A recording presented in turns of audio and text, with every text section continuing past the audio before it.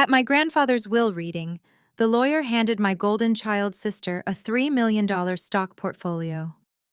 To me, the family disappointment, he handed the deed to a condemned house in the West End and a single framed $20 bill. My father's cruel laughter echoed off the glass walls of his high-rise office as he told me I had wasted my life caring for a broke old man. I did not say a word. I just smiled, took my $20, and walked away. Because when the glass frame accidentally shattered in the parking lot 10 minutes later, the secret written in invisible ink on the back of that bill gave me the exact weapon I needed to destroy his $80 million real estate empire. Before I share my story, let me know where you are watching from in the comments below. Hit that like button and subscribe if you have ever had to stand up to a family who underestimated your worth. The air conditioning in the high-rise Atlanta law office hummed quietly, barely masking the suffocating tension in the room. I sat with my hands folded in my lap, keeping my posture perfectly straight. Across the sleek glass table sat my father Desmond, a man who wore his wealth like a weapon. His bespoke suit and expensive cologne dominated the space, just as he had dominated every aspect of our family for as long as I could remember. Next to him was my mother Vivian, adjusting her diamond tennis bracelet, her face set in that familiar expression of manufactured perfection. And then there was my older sister Chloe, the undisputed golden child, leaning affectionately against her husband Bradley. Bradley was a high-powered corporate lawyer, a white man who moved through our spaces with an unearned arrogance, always looking down his nose at anyone who did not match his tax bracket. The estate lawyer cleared his throat and adjusted his glasses. He looked down at the final page of the document. To my eldest granddaughter, Chloe, I leave my stock portfolio currently valued at $3 million. Chloe gasped in performative delight, clapping her hands together. Vivian beamed, patting Chloe on the knee. Desmond nodded approvingly, as if this was the only logical outcome for the daughter who had followed his exact blueprint for social climbing. The lawyer continued. And to my youngest granddaughter, Maya, I leave the property located on Elm Street in the West End, along with a framed $20 bill to remind her of where we started. For a moment, there was absolute silence. Then Desmond threw his head back and burst into a booming, cruel laugh. The sound echoed off the glass walls, harsh and humiliating. He slapped the table, pointing a manicured finger at me. You spent 5 years skipping my networking galas to wipe an old man's chin. Desmond sneered, his voice dripping with venom. You threw away every connection I tried to hand you all to play nursemaid. And this is your reward. A tetanus trap in the worst part of the city and $20. Chloe chimed in, her voice artificially sweet. I told you, Maya, you always choose the wrong side. If you had just listened to Dad quit that boring accounting job and come work for his real estate firm, you would be celebrating today. But you always had to be the rebellious one.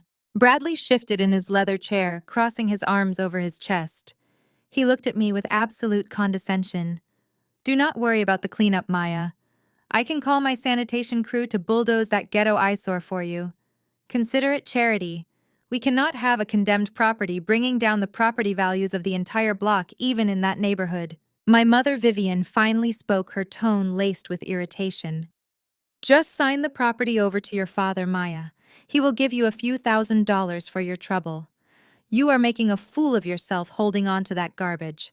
Be practical for once in your life. They waited for me to break. They expected tears, screaming, or a desperate plea for fairness. That was the dynamic they thrived on, but I did not give them the satisfaction. I had spent 29 years surviving their emotional games, learning to mask my pain behind a wall of absolute calm. I stood up smoothly, picking up the small wooden frame containing the $20 bill that the lawyer had placed on the table. Thank you for the generous offer, Bradley, I said, making sure my voice was completely steady. But my assets are my own business. I will manage them myself. Desmond scoffed, waving his hand dismissively. Let her keep her trash. She will be begging for a bailout when the property taxes hit. I did not offer a rebuttal. I simply nodded to the lawyer, turned on my heel, and walked out of the conference room. My heart pounded against my ribs, but my steps were measured and confident. I kept my composure through the elevator ride past the polished lobby and out into the sweltering Atlanta heat. The moment I reached the parking lot, my hands finally began to tremble. The adrenaline of the confrontation was wearing off, leaving behind the raw sting of their cruelty. I fumbled with my keys, and the wooden frame slipped from my fingers. It hit the asphalt with a sharp crack. The glass shattered into dozens of jagged pieces scattering across the pavement. I cursed under my breath and knelt down to retrieve the bill from the broken frame. As I carefully pulled the currency free, the harsh midday sun hit the paper. I froze. The bright light illuminated a strange sheen on the back of the bill. It was not a stain. It was writing applied with a security ink that only caught the light at a specific angle. Being a forensic accountant, my eyes immediately recognized the format. It was a banknoting code, and right below it, matching the exact serial number of the $20 bill, was a message written in my grandfather's unmistakable handwriting. "They stole our foundation, Maya. Dig it up." My breath caught in my throat. Pops had not left me a joke. He had left me a map. The house in the West End was not just a piece of junk. It was the starting point of a trail he had hidden from my father for 2 decades. I carefully folded the $20 bill and slid it into my wallet. The sadness I felt just moments ago evaporated, replaced by a cold, calculating focus. Desmond thought he had won. He thought he had humiliated me. He had no idea what he had just unlocked. The heavy brass doors of First Heritage Bank felt cool against my palms.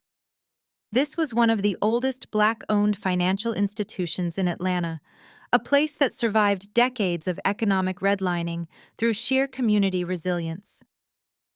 My grandfather trusted this place implicitly. I walked past the marble columns and approached the vault manager. I handed her the $20 bill. She slid the bill under a UV scanner, nodded at the routing code on the back, and gestured for me to follow her. We walked down a corridor lined with steel doors. She stopped at box 412, inserted her master key, and stepped back. I slid the key the lawyer gave me into the second slot. The lock clicked. The manager carried the metal drawer to a private viewing room and closed the oak door, leaving me entirely alone. I sat at the mahogany table and lifted the lid of the metal box. Inside sat a leather-bound ledger, the kind Foreman used before everything went digital. Underneath the ledger rested a silver USB hard drive. It was an older model with military-grade encryption requiring a very specific password. My grandfather was a builder, not a tech genius. Someone had helped him secure this. I opened the ledger. The pages were filled with my grandfather's meticulous handwriting detailing material costs and profit margins for his company, Jeremiah Builders. The numbers painted a picture of a thriving business. But as I flipped toward the back, the ink color changed from blue to frantic, messy red. Large withdrawals were recorded, capital bleeding out of the company accounts at a terrifying speed. The final entry was dated 20 years ago. It simply read, "The son eats the father." My blood ran cold. Before I could process the weight of those words, my phone buzzed violently against the wooden table. The caller ID flashed my mother's name. I took a steadying breath and accepted the call.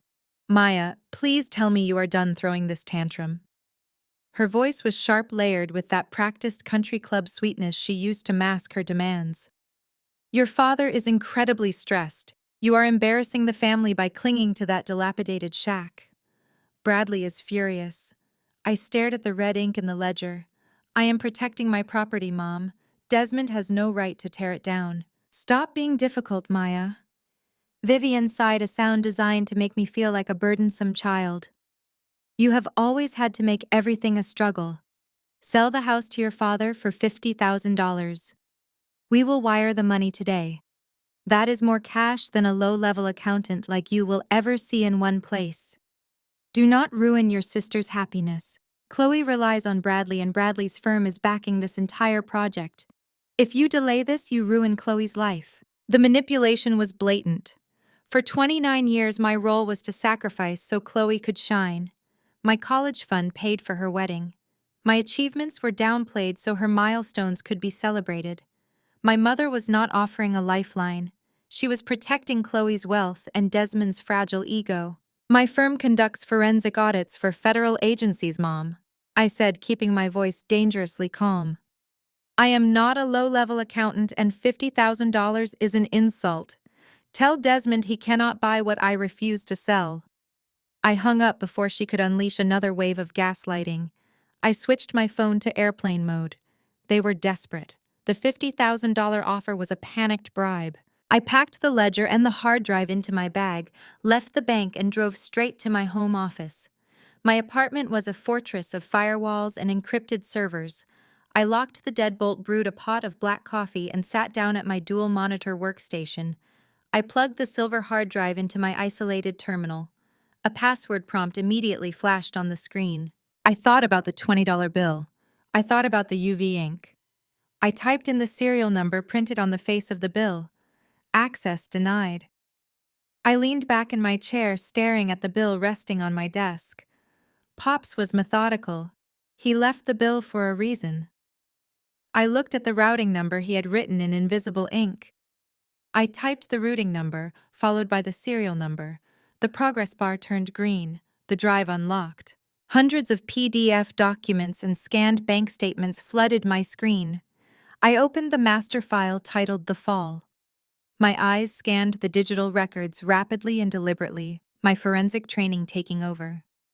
I traced a labyrinth of financial transactions dating back exactly 2 decades. I found loan applications, property deeds, and line of credit approvals hidden in the files. But it was the signature block on the bank documents that made my stomach churn. My grandfather's signature had been flawlessly forged. Desmond had not built his vast real estate empire from scratch. He had literally stolen it. Desmond had secretly taken out massive high-interest loans against Jeremiah Builders.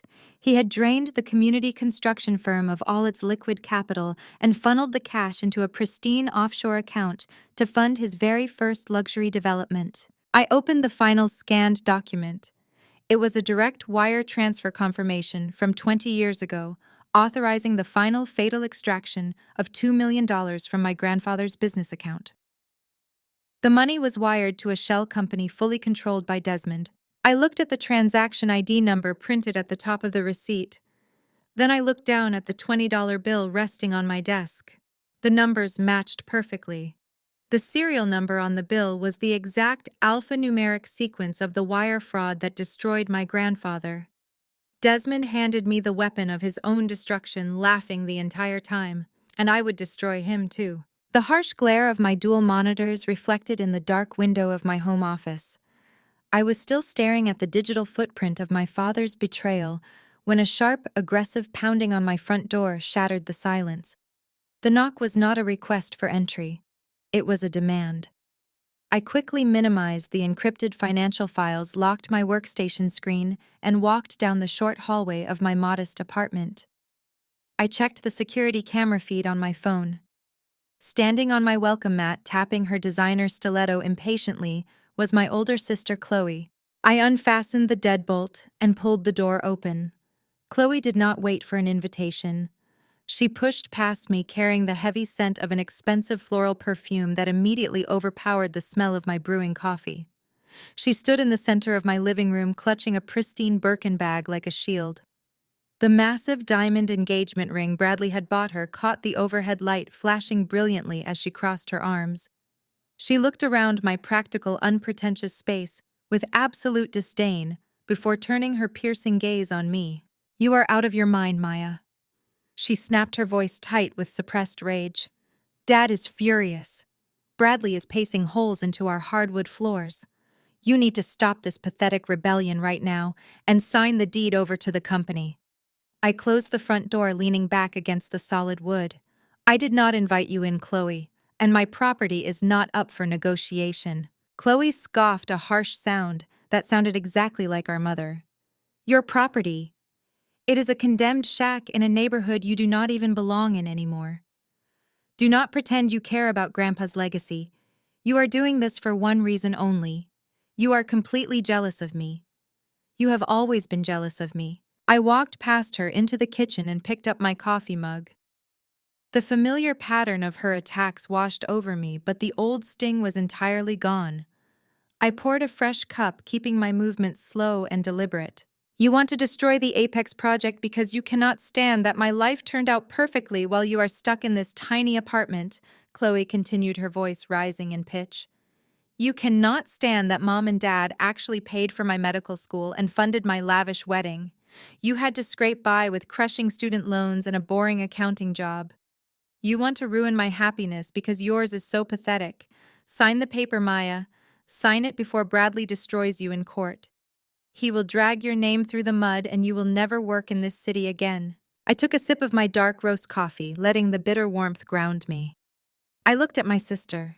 Beneath the flawless blowout and the expensive designer clothes, I saw the fragile, terrified girl who had spent her entire life performing for our parents' approval.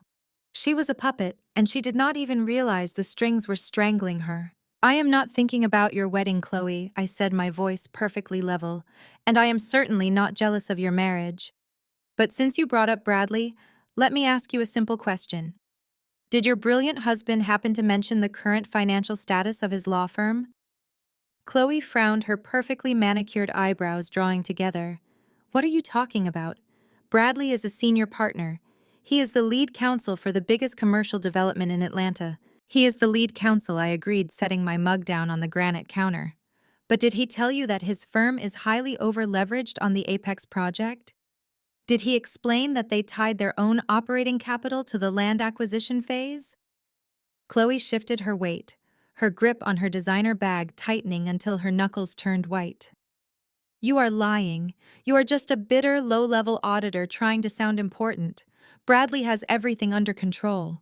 If he had everything under control, he would not have sent a demolition crew to illegally bulldoze a house he does not own, I countered smoothly. He is desperate, Chloe. They both are. You might want to ask your husband why a simple delay is making him sweat through his expensive suits.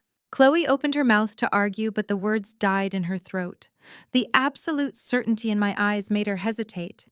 The impenetrable armor of her perfect life had just taken a direct hit. She masked her sudden panic with a sneer, tossing her hair over her shoulder. You are sick, Maya. You are a sick, jealous woman. I am telling Dad you refused. We will see how smug you are when the firm freezes your bank accounts. She turned on her heel and stormed out of the apartment, letting the heavy door slam shut behind her. The echo rattled the picture frames on my wall. I immediately threw the deadbolt, locking her and the rest of the toxic family dynamic outside. I walked straight back to my home office. Chloe's visit had confirmed my worst suspicions. Bradley and Desmond were not just greedy, they were cornered. I sat back down at my desk and unlocked my workstation. I opened the encrypted hard drive again, ignoring the initial wire fraud documents and diving deeper into the financial network Desmond had built over the last 2 decades. I needed to see exactly how Bradley was involved in the Apex project. I pulled up the corporate filings linking Desmond's real estate conglomerate to Bradley's law firm. Using a specialized tracing software I designed, I began mapping the flow of capital funding the new $80 million plaza. The local bank loans only covered 30% of the project costs. The remaining $56 million was coming from a group of private equity investors. I isolated the routing numbers for the private equity group. The trail did not lead to Wall Street or Silicon Valley. It led offshore. I cross-referenced the corporate registry codes and hit a massive wall of shell companies. Dozens of them. They were registered in the Cayman Islands, Cyprus, and Belize. All of them funneled cash into a master holding account named Blue Horizon Holdings. I stared at the screen as the pieces clicked together with terrifying clarity. Bradley was not just drafting zoning permits. He was the architect of a massive shadow network. The offshore syndicates were pumping illicit cash into Blue Horizon Holdings. Bradley's firm was taking that dirty money and washing it through the construction costs of the Apex project. They were using my grandfather's stolen legacy as a giant washing machine for criminal organizations. My breath caught in my throat as the sheer scale of the danger materialized before me. Desmond and Bradley were not just worried about going bankrupt. If the Apex project failed to break ground, the offshore syndicates would lose millions in trapped capital, and those types of investors did not file lawsuits when they lost their money. They demanded blood. The golden child's perfect husband was laundering millions for ghosts, and my grandfather's tiny plot of land was the only thing standing in their way. The invitation to the exclusive downtown steakhouse arrived as a sterile corporate calendar invite rather than a warm phone call. Desmond never asked for my attendance. He simply scheduled it as if I were one of his subordinates. The private dining room smelled strongly of aged leather-roasted garlic and the heavy musk of his expensive bourbon. Desmond sat at the head of the table. Vivian sat to his right, wearing a tight, painful smile. Chloe and Bradley murmured over a plate of oysters. I took the empty seat at the far end. No one offered a greeting. The silence stretched heavy and deliberate. I ordered a sparkling water, keeping my gaze firmly on my father. Desmond leaned forward. He reached into his suit jacket and withdrew a checkbook. He scribbled a sequence of numbers, tore the slip loose, and slid it down the polished table. It stopped next to my glass. The crisp ink spelled out exactly $100,000. Take it and walk away right now, Maya, Desmond said, his voice dropping into a low, deliberately patronizing register. You do not belong in the big leagues. Buy yourself a nice condo. Let the adults handle the real business. To Desmond, $100,000 was a magical eraser, a simple business transaction capable of wiping away 2 entire decades of emotional neglect and financial theft. He truly believed my rebellion was just a desperate plea for a payout. Vivienne leaned forward, her voice dripping with artificial concern. Listen to your father, Maya. He is being incredibly generous. Chloe has been so stressed. Do not be greedy. Take the blessing and go back to your quiet life. I picked up the check and simply flicked my wrist, sending it sliding right back. It bumped against Desmond's bourbon glass. I am not for sale, and neither is my grandfather's legacy, I stated. The false warmth instantly vanished from the tense room. Chloe rolled her eyes. Bradley let out an arrogant sigh. He pulled a legal folder from his briefcase, tossing it onto the table. We tried to do this the nice way, Bradley said, flashing a predatory grin. That folder contains a civil lawsuit we filed an hour ago. We are contesting the validity of Jeremiah's will. We have 3 medical experts ready to testify that your grandfather suffered from severe dementia. We are arguing that you coerced a cognitively impaired old man into signing over that property to you. The sheer audacity of the fabricated legal threat hung heavy in the air. Chloe chimed in defensively. Everyone knows his mind was completely gone, Maya. You took advantage of him. Bradley is going to make sure the judge sees exactly what kind of predator you really are. You will be tied up in litigation for 10 years, Bradley added. You will drain whatever pathetic savings you have. We will freeze the property in probate. You lose the house, your money, and your reputation. I looked at the lawsuit. I did not flinch. I let a slow, terrifyingly calm smile spread across my face. Before I could respond, the head waiter entered carrying a black leather folio. He walked straight to the head of the table, placing the bill next to Desmond. Desmond glanced at the receipt, a malicious glint sparking in his eyes. He saw an opportunity to establish dominance. Actually, Desmond told the waiter, hand the check to my daughter. She wants to be a major player in the business world so badly. Let us see her pick up the tab for a change. It is the least she can do after ruining our evening. The waiter brought the black folder to me. The total was $2,000 for the steaks, caviar, and champagne they ordered before I arrived. Chloe snickered behind her hand. Vivian looked away, avoiding my eyes entirely. They fully expected my standard debit card to decline, proving my financial inferiority. I reached into my blazer pocket and pulled out my wallet. I retrieved a heavy, solid metal card and placed it firmly onto the silver tray. The unmistakable matte finish of an American Express black card caught the light. The waiter nodded respectfully. Right away, ma'am. The silence in the room was deafening. Desmond's jaw tightened. Chloe stared at the metal card as it was carried away, her eyes widening in absolute shock. A black card required a strict private invitation, millions in annual spending, and a verified net worth that completely shattered their comfortable narrative about my supposedly low-level struggling accounting job. How did you get that? Chloe blurted out, her voice cracking. I run a highly specialized boutique forensic accounting firm, Chloe, I answered smoothly. I audit multinational corporations. I track missing billions for federal entities. I do not just play in the big leagues. I investigate the people who own them. Desmond looked like he had been struck by lightning. His mind was racing, recalculating every interaction we had ever had. The intimidation tactics had failed entirely. I pushed my chair in and walked slowly around the table. I stopped directly behind Bradley's chair. I leaned down, bringing my face mere inches from his left ear.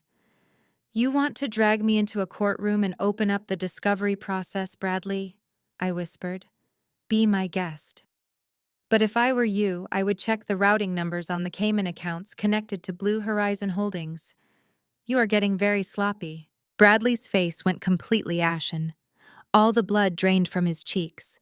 The arrogant corporate lawyer vanished, replaced by a terrified man staring directly into the abyss. His hand trembled violently. The crystal wineglass slipped from his fingers, crashing onto the table and sending a wave of dark red wine spilling across the crisp white linen. I did not look back as I walked out of the room. I left them sitting in the wreckage of their arrogance. The war had officially moved out of the shadows. The morning sun hit the glass facade of the Midtown accounting firm, reflecting a brilliant, blinding light. I walked through the revolving doors with the precise, measured steps I had perfected over the last decade. My forensic accounting firm occupied the top 3 floors of the building, a space where numbers dictated reality and truth could not be manipulated by a heavy-handed patriarch. Or so I thought. I approached the security turnstile and tapped my access badge against the black sensor. A sharp beep echoed in the lobby. The light flashed a solid, unforgiving red. I tapped the plastic card again. Red. I tapped it a third time. Red. Locked out. Just like the family dinners. Locked out. Just like the holiday photos. Locked out. Just like the false narrative they had spun for 30 years. Before I could signal the lobby guard, the polished steel doors of the private elevator parted. David, the senior managing partner of my division, stepped out. He did not look me in the eye. He carried a small, generic cardboard box containing the personal items from my desk. A single framed photo, my ergonomic mouse, and my favorite ceramic coffee mug. He walked toward me with the rigid, uncomfortable posture of a man acting entirely against his own will, driven by a force much larger than himself. Maya. I need your security badge, David said, his voice barely above a whisper. His gaze remained fixed on the marble floor. I stared at the cardboard box in his hands. On what grounds, David? I just closed the federal audit on the Sterling account. I brought in $3 million in billable hours this quarter alone. He finally looked up and I saw the sheer exhaustion in his face. It is above my pay grade, Maya. You are being placed on indefinite administrative leave effective immediately. The board received a call late last night. Your father is calling in favors. He threatened to pull the entire Wilson manufacturing portfolio, and he rallied 3 other major clients to threaten the same. We cannot absorb a 30% revenue hit overnight. I am so sorry. Desmond simply has too much reach. He extended his hand. I unclipped the badge from my lapel and dropped it into his palm. I did not argue. I did not raise my voice. I took the cardboard box, feeling the rough edges of the cardboard against my skin. Desmond wanted a reaction. He wanted a public breakdown. He wanted me to shatter in the lobby of my own firm. I turned away from the turnstiles and walked toward the exit. The high vaulted ceilings of the lobby echoed with the clicking of designer heels. I stopped. Sitting on a plush leather sofa near the front entrance, legs elegantly crossed, was my mother. Vivienne wore a pristine white cashmere coat, her hair styled to absolute perfection. She looked like she was waiting for a table at a charity luncheon, entirely out of place in the sterile corporate environment of my firm. She stood up as I approached, a look of profound manufactured sympathy painted across her face. But her eyes betrayed the truth. Her eyes were gleaming with the thrill of the kill. See what happens when you cross your father, Vivienne said, her voice echoing slightly in the vast space. The sweetness in her tone was weaponized, designed to cut deep. Just give up, Maya. You have always been the difficult child. You have always had to learn the hard way. Desmond controls this city. He built the tables you are trying to sit at. Bring the deed to the house. Apologize to Bradley and Chloe, and your father might make a call to get your little job back. I looked at my mother. I looked at the cashmere coat, the diamond tennis bracelet, the flawless manicure. She was an enabler of the highest order, a woman who traded her maternal instinct for country club memberships and the illusion of absolute superiority. I gripped the cardboard box. The weight of 29 years of silence suddenly felt too heavy to carry. "You call me difficult, Mom?" I said, my voice dropping into a deadly resonating calm. The acoustics of the lobby carried every word. I stepped closer, forcing her to look directly into my eyes. "You call me difficult. You call me ungrateful. You call me a burden." Vivian shifted uncomfortably, taking a half step backward.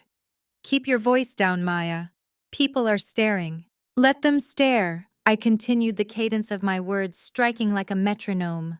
"Let them hear exactly what kind of mother you are. You call me difficult because I refuse to play the game. But we both know the truth. You stole my foundation. You stole my $80,000 college fund." Vivian's breath hitched. Her eyes darted wildly around the lobby. "That was a family emergency," she hissed. "It was a theft," I corrected, refusing to let her rewrite history. "You stole my foundation for a dress. You stole my foundation for a country club deposit. You stole my $80,000 college fund to pay for Chloe's lavish wedding. You drained the account my grandfather left for me just so Chloe could throw a party for a white man who looks down his nose at our entire family." "That is not true." Vivian stammered, her hands trembling. "Bradley respects us." "Bradley despises you," I countered smoothly, weaponizing the truth I had seen in his eyes for years. "Bradley mocks Desmond behind his back. Bradley laughs at your country club status. You sold my future to buy your way into a family that will never ever accept you as their equals. So do not ever speak to me about loyalty. Do not ever speak to me about crossing the family. You crossed me the day you signed that check." Vivienne was left completely speechless. Her mouth opened, but no sound came out. The pristine, untouchable facade shattered, leaving an empty, terrified woman staring at the daughter she had severely underestimated. I adjusted my grip on the cardboard box, turned my back on her, and walked out of the glass doors into the sweltering Atlanta heat. Desmond wanted a war. He wanted a victim. He wanted a casualty. He wanted me to go home, sit in my modest apartment, and cry over a lost paycheck. I did not go home. I did not shed a single tear. I walked 3 blocks to a subterranean parking garage, unlocked my car, and drove directly to the industrial district on the outskirts of the city. I pulled into a dilapidated warehouse complex, a stark contrast to the glass towers of Midtown.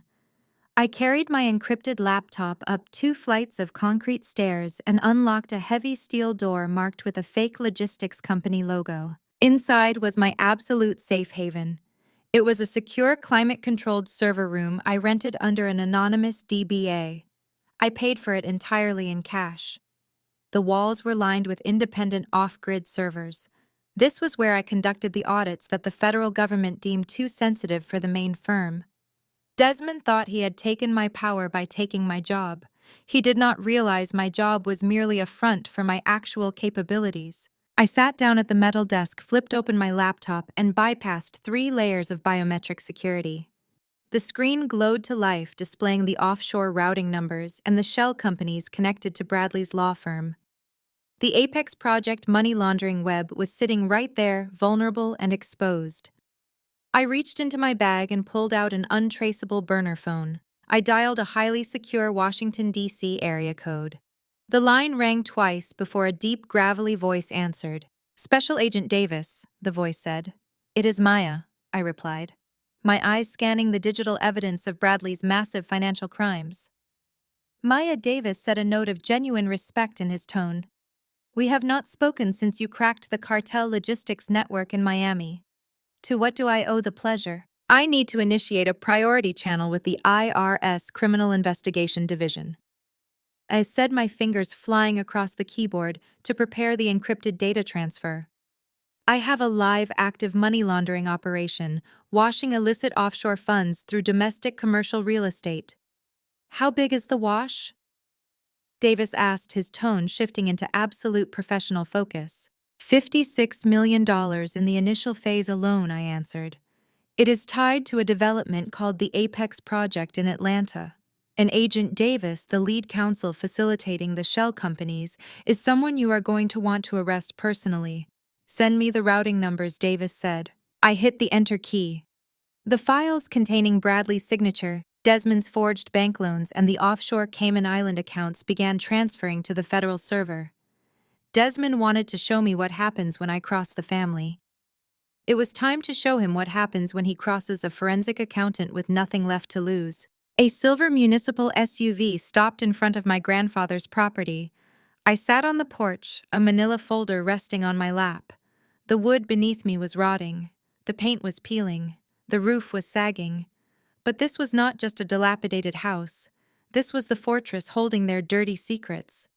This was the fortress holding their lies. This was the fortress holding my grandfather's truth. Two men stepped out of the vehicle wearing crisp city inspector badges. Bradley was not wasting any time. If legal threats could not break me, he would use the city itself to steal the land. The lead inspector marched toward the front door with the absolute entitlement of a man who had already been paid for the outcome. He carried a heavy clipboard and bright orange condemnation notices. "Morning, gentlemen," I called out. I stood up. I tapped the screen of my smartphone, securing it in a small tripod clamped to the railing. The red recording light blinked steadily. "You are trespassing on private property." The inspector finally looked at me, a condescending smirk playing on his lips. "Miss Wilson, we are here on official city business. This structure has been flagged as a severe public hazard. We are executing a formal condemnation order under Municipal Code 402. The city is seizing the property under eminent domain to prevent neighborhood blight. You have 24 hours to vacate before demolition begins." He stepped onto the wooden stair holding out an orange sticker. He expected me to cry. He expected me to panic. He expected me to surrender. I did not step aside. I pointed to the camera. 3,000 people were watching the live stream I had cultivated over years of exposing corporate fraud. "Smile for the camera, gentlemen," I said, keeping my tone bright. "You are broadcasting live to several thousand forensic accounting professionals, legal watchdogs, and investigative journalists. I want everyone to see exactly how the city of Atlanta operates when Desmond Wilson pulls the strings." The second inspector froze. "Turn that off," he demanded. "It is a public street, and you are public servants," I replied. "Now, regarding your condemnation order, you are violating a higher jurisdiction." I opened the folder and extracted a document stamped with the official seal of the Department of the Interior. I held the document up to the lens and thrust it toward the lead inspector.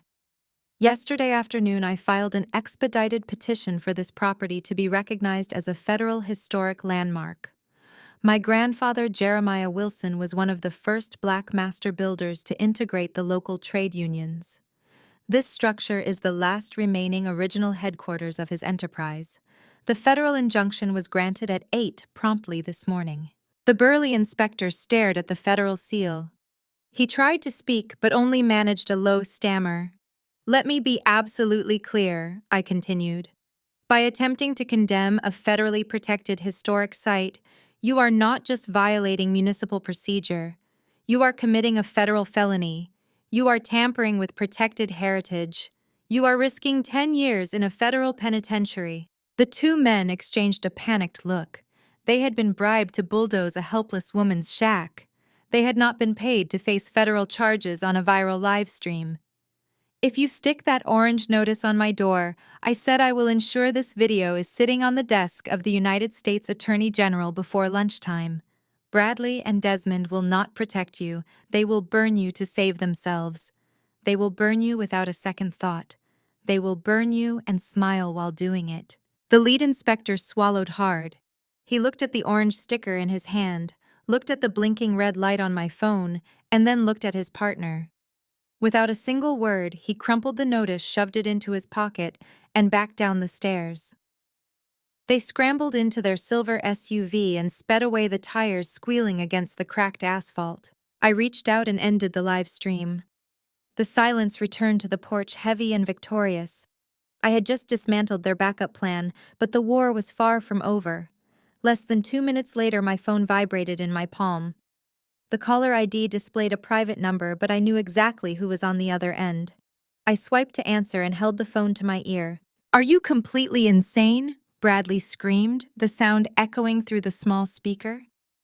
The polished, arrogant lawyer from the steakhouse was entirely gone, replaced by a man on the edge of a total psychological collapse. "You think this is a game, Maya? You think you can just wave a piece of paper and stop this?" "I stopped your corrupt inspectors, Bradley," I replied calmly. "Your eminent domain play is dead." "You stupid, arrogant little woman!" Bradley roared, his chest heaving frantically. "If we do not break ground by Friday, the overseas backers are going to pull their capital, and we are dead." He was breathing so heavily I could hear the sharp rasp of oxygen hitting his lungs. In his blind, unchecked rage, he had just handed me the final piece of the puzzle. He had just handed me the deadline. He had just handed me the ultimate weapon. "Friday," I repeated softly, letting the words sink into his panicked mind. Bradley choked on a sob, realizing what he had just confessed. The line went dead. I lowered the phone, staring out across the overgrown lawn. I now had a strict timeline. Friday was the day of Desmond's massive groundbreaking gala. I had 4 days left to unravel $56 million of laundered offshore cash. I had 4 days to expose every shell company. I had 4 days to prepare the absolute destruction of Desmond Wilson. I slipped the federal injunction back into the manila folder. The ticking clock had officially started right now. My phone vibrated once again against the wooden table. It was not Bradley calling back. The bright screen flashed my sister's name.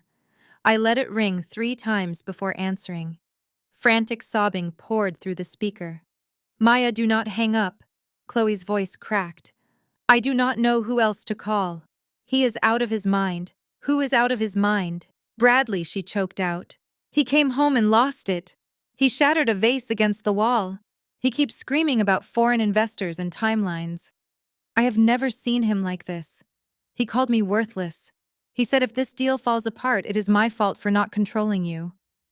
"Maya, I am scared. I need to get away." For 29 years, Chloe had been the untouchable golden child, insulated by Desmond's money. Hearing her sound vulnerable triggered a protective instinct. But forensic accounting trains you to look past emotion and analyze timing. The timing of this breakdown was incredibly convenient. "What do you need?" I asked. "I need a divorce lawyer," she whispered. "But Bradley controls our accounts. I have zero access to cash. If you sign the deed over to Dad, he promised to wire $50,000 into a private account for me. I can use that to hire counsel and file a restraining order. Please, Maya, I am begging you. Save me." "Meet me at the coffee shop on 5th in 20 minutes, I said, and disconnected. I packed a secure folder and texted a private investigator I kept on retainer. I arrived there early. Chloe walked in 20 minutes later. The transformation was startling. The designer clothes were gone. She wore baggy sweatpants, a stained hoodie, and massive dark sunglasses. She slid into the booth opposite me, keeping her head down, hands shaking as she gripped the edge of the table. "Did you bring the papers?" she asked immediately. I looked at her. "I am not signing anything until I know you are safe," I replied. "If Bradley is becoming violent, you need to go to the police, not to Desmond. Desmond will just protect the business." "The police will not do anything without a physical mark," she snapped, forcing the tears back. "You do not understand how these men operate. They own the judges. They own the cops. Money is my only way out. Just give me the house. It is a piece of junk anyway. You owe me this. We are sisters. You have to choose sisterhood over some stubborn grudge against Dad." I leaned back in the booth. "I will sign the deed," I lied smoothly, watching her posture relax. "But you need to know what you are walking away from. I breached Bradley's network yesterday. I know about the money laundering. I know he washes cartel cash." Chloe froze. Her tears stopped. "What are you talking about?" I planted the bait deliberately, using a fake name. I traced the offshore accounts. I found the master ledger.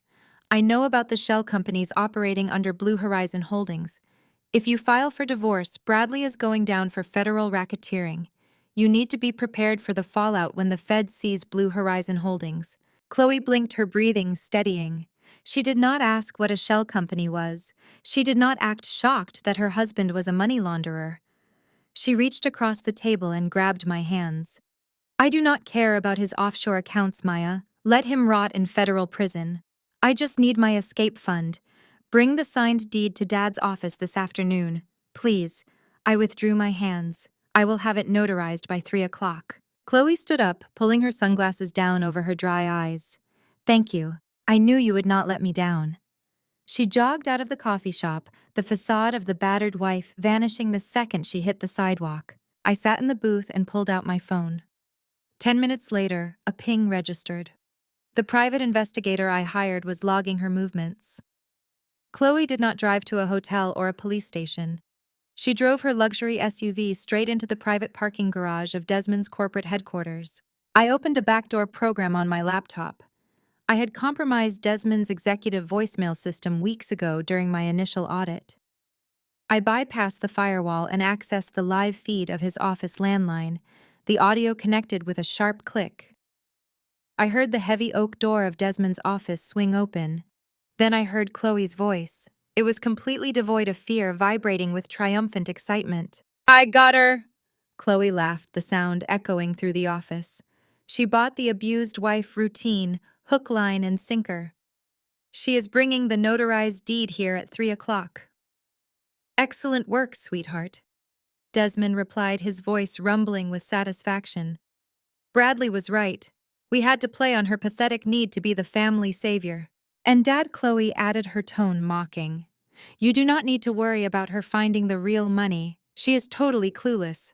She thinks the offshore cash is hidden in something called Blue Horizon Holdings. She is chasing ghosts. We are completely in the clear. I disconnected the audio feed and closed my laptop.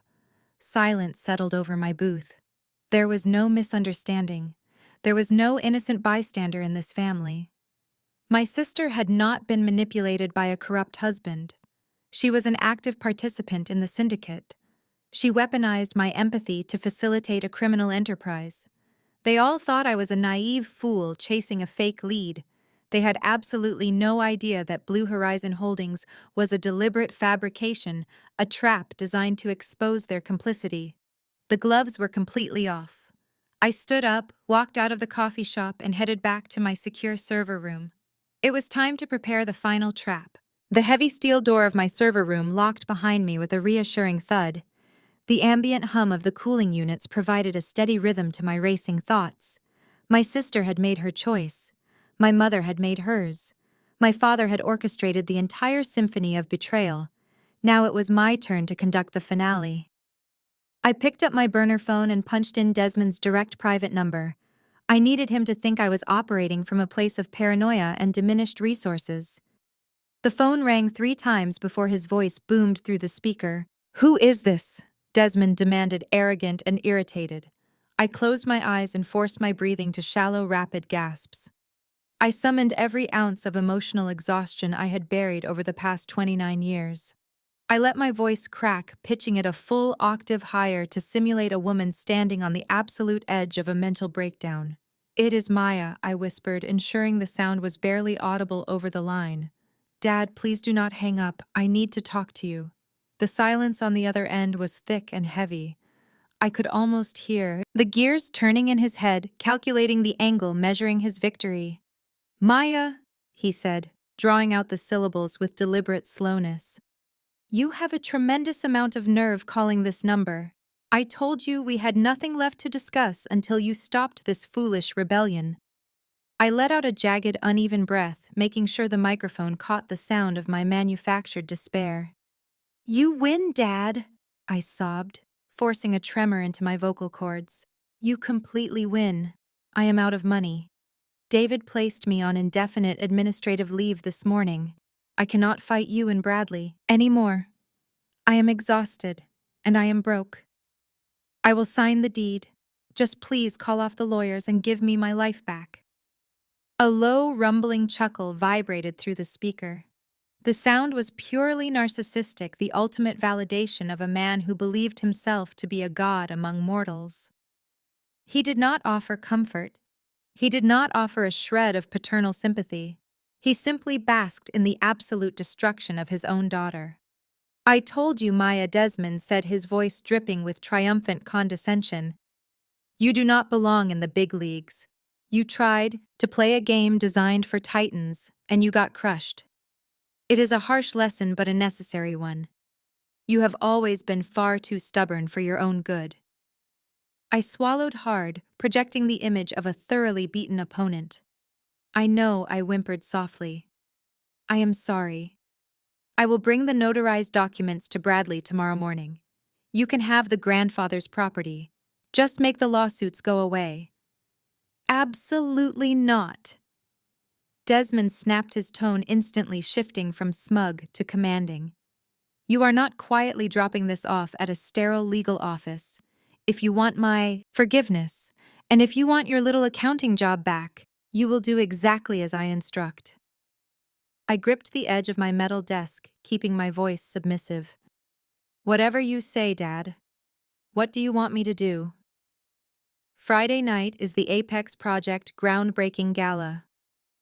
Desmond declared, the arrogance swelling in his chest. "I am hosting the event at the downtown Botanical Gardens. Every major player in Atlanta's Black Elite will be there. More importantly, my overseas investors are flying in to finalize the capital injection. You will attend the gala, Maya. You will dress appropriately. And during the main reception, you will walk up to the head table and hand me the deed in front of everyone. You will publicly apologize for your insubordination, and you will hand over Jeremiah's legacy exactly where everyone can witness your submission." The sheer cruelty of his demand was staggering. He did not just want the property, he wanted a public execution. He wanted to parade his broken daughter in front of his wealthy backers as a testament to his absolute dominance. I let out a loud, shuddering gasp, acting as though the humiliation was too much to bear. "Dad, please," I begged, "do not make me do this in front of everyone. It is too embarrassing." Friday night at 8 o'clock, Maya Desmond finalized coldly. "Bring the deed, or I will ensure you never work in the financial sector again." He severed the connection. I lowered the phone and placed it gently onto the desk. The trembling in my hands vanished instantly. The manufactured tears dried up. My breathing returned to a slow, methodical, and icy calm. Desmond wanted a public spectacle. He wanted the entire elite social circle of Atlanta and his wealthy white investors to watch me hand over a piece of paper. He had just given me the perfect stage. I turned my attention back to the glowing monitors. The trap was fully set, but the payload needed to be armed. I opened a series of encrypted folders I had been meticulously building. I pulled the master ledger I had extracted from Bradley's compromised servers. The numbers painted a crystal-clear picture of systemic money laundering.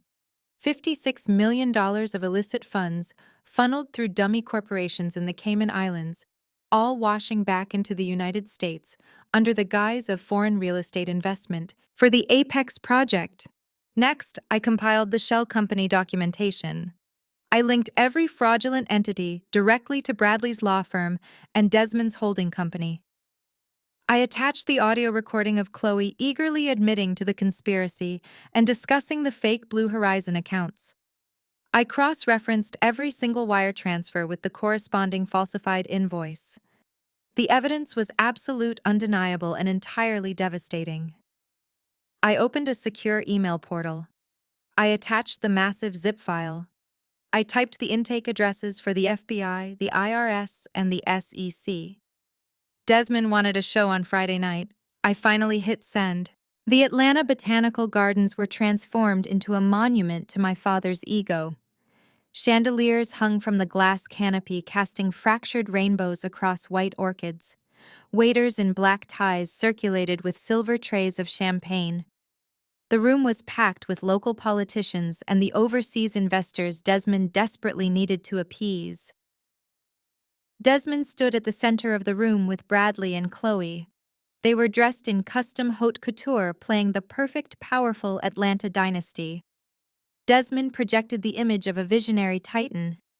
Bradley played the loyal son-in-law. Chloe played the radiant heiress. Nobody knew they stood on a foundation of money laundering and federal crimes. They were smiling for the cameras, clinking glasses, and selling a lie. I stepped through the main entrance. I did not wear the sensible beige suit they expected. I wore an emerald green gown tailored to absolute perfection. It announced I belonged in this room just as much as anyone else. I kept my posture completely straight, radiating a cold, untouchable power. The low murmur of conversation shifted as heads turned in my direction. I held the manila folder containing the deed in my left hand. Before I could take 10 steps, my mother materialized from the crowd. Vivienne wore a silver gown, her face a mask of panicked urgency. She grabbed my elbow, her manicured nails digging into my skin. She tried to physically pull me toward a secluded service hallway hidden behind a wall of white roses. "Give me the papers right now," she hissed a desperate whisper. "Hand them over and leave through the back door, Maya. You do not fit in here. You are going to ruin the aesthetic of the evening. Desmond just wants the deed, not your presence." I stopped walking and ripped my arm out of her grip. The movement made her stumble slightly. I smoothed the fabric of my sleeve and looked down at her. "I am not slipping out the back door like a disgraced servant, Mom," I said, my voice perfectly level. "Dad specifically requested my attendance. He wants a public handover. He wants a show, so I am going to give him the performance of a lifetime. Now step aside before your sweating ruins your expensive makeup." Vivian gasped, taking a step back as if I had physically struck her. I did not wait for her to formulate a response. I turned my back on her and walked deliberately toward the velvet ropes of the VIP section. The VIP area was cordoned off for the top-tier investors. As I approached, Chloe spotted me. She detached herself from a group of wealthy socialites and marched toward me. Her friends trailed closely behind her like loyal subjects. Chloe looked me up and down with disdain. "Maya, what are you wearing?" she sighed, ensuring her friends could hear. "Did you rent that from a strip mall boutique? You look ridiculous. Hand the folder to Bradley and go wait in the parking garage. You are embarrassing the family in front of the people who actually matter." Her friends giggled behind their champagne flutes. I looked at the diamond collar glittering around Chloe's neck. I smiled a slow, terrifyingly calm smile. "Enjoy the diamonds, Chloe," I said, my voice dropping into a conversational tone that only she could hear. "It is a stunning piece. I hear the feds usually let you keep the jewelry you bought before the racketeering indictment comes down. But they will definitely seize the house." Chloe's smug smile vanished. The blood drained from her face, leaving her looking pale and suddenly very small. Her friends stopped giggling, exchanging confused glances. "What are you talking about?" Chloe stammered, her hand instinctively flying to her diamond necklace. "What indictment?" I took a step closer, invading her personal space. "I told you I hacked the accounts, Chloe. I told you I knew about the money laundering. You thought I was bluffing. You thought I was chasing ghosts in a fake shell company. You should have checked the offshore routing numbers before you bought that dress. The overseas backers are not here to invest. They are here to see if their money is safe. And unfortunately for you, it is not." Chloe looked like she was going to be physically ill. Her eyes darted toward Bradley, laughing across the room. She was panicking, realizing the magnitude of the lie she had confessed to on Desmond's voicemail. Before Chloe could ask another question, the ambient music faded out. The overhead lights dimmed, plunging the perimeter of the room into shadows, while a bright spotlight illuminated the main stage. The crowd fell silent. Desmond strode up the steps to the podium to thunderous applause. He raised his hands, basking in the adoration, soaking up the validation of his peers.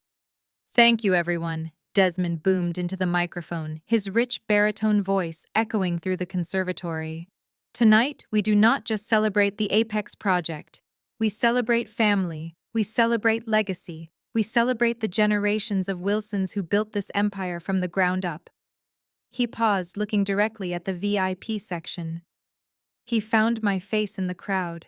His eyes locked onto mine, burning with a malicious, triumphant gleam. He thought he had broken me.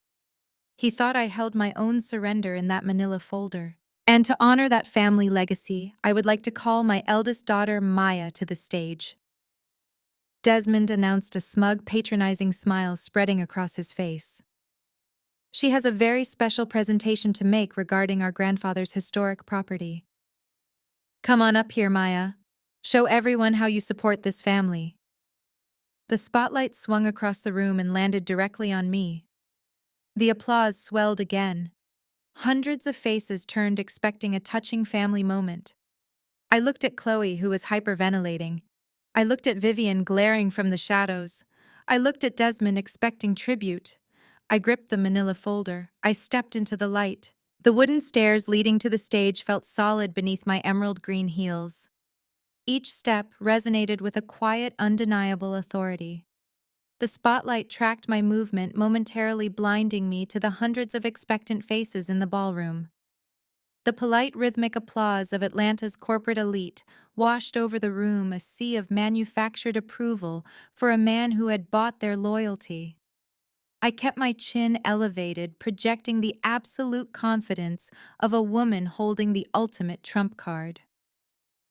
At the center of the stage, Desmond waited. He stood behind a clear acrylic podium wearing a custom tuxedo. His chest was puffed out, inflated with the toxic pride of a narcissist on the verge of total victory. He genuinely believed he had broken me. He actually thought the manila folder clutched in my left hand contained my total surrender, the signed deed to his father's legacy packaged for his profit. As I closed the distance between us, Desmond extended his right hand. His palm was open, ready to receive his prize. His perfectly groomed face maintained a mask of benevolent paternal warmth, but his eyes were entirely dead. They were the cold, predatory eyes of a shark. Good girl. Desmond murmured, his voice pitched so low that the podium microphone could not pick it up. Hand it over, smile for the cameras, and I might let you keep your miserable little accounting job. I looked at his outstretched hand. I looked at the manicured fingers that had signed away my college fund, the hand that had paid corrupt city inspectors, the hand that facilitated decades of emotional neglect and financial abuse. I did not reach out. I did not hand him the folder. Instead, I bypassed him completely. I stepped smoothly around his outstretched arm and stepped directly up to the microphone. Desmond froze. The false, benevolent smile plastered across his face twitched, fracturing for just a fraction of a second. A murmur rippled through the front rows of the audience. The wealthy overseas investors seated directly beneath the stage leaned forward in their velvet chairs, sensing a sudden, unscripted shift in the evening's curated program. Bradley, standing near the edge of the stage, suddenly looked violently ill. Chloe gripped his arm, her knuckles turning white. I tapped the microphone twice, the sharp percussive thumps silencing the room instantly. Thank you, Desmond, I said, my voice projecting clearly and powerfully through the massive speakers filling every corner of the glass-enclosed botanical gardens. Tonight is indeed about legacy. We are gathered here to honor the past, to secure the future, and to acknowledge the foundation upon which this city was built. But Desmond, tonight is not about your legacy. I reached into the pocket of my gown and pulled out a small presentation remote. I pointed it directly at the audiovisual booth at the back of the room and clicked the main button. The colossal digital projector screen hanging suspended behind the stage flickered. The brilliant high-definition architectural blueprints of the Apex project, the sprawling billion-dollar mega plaza of glass and steel that Desmond had promised his investors, vanished entirely. In its place, a massive, stark white document appeared on the screen. It was not a rendering.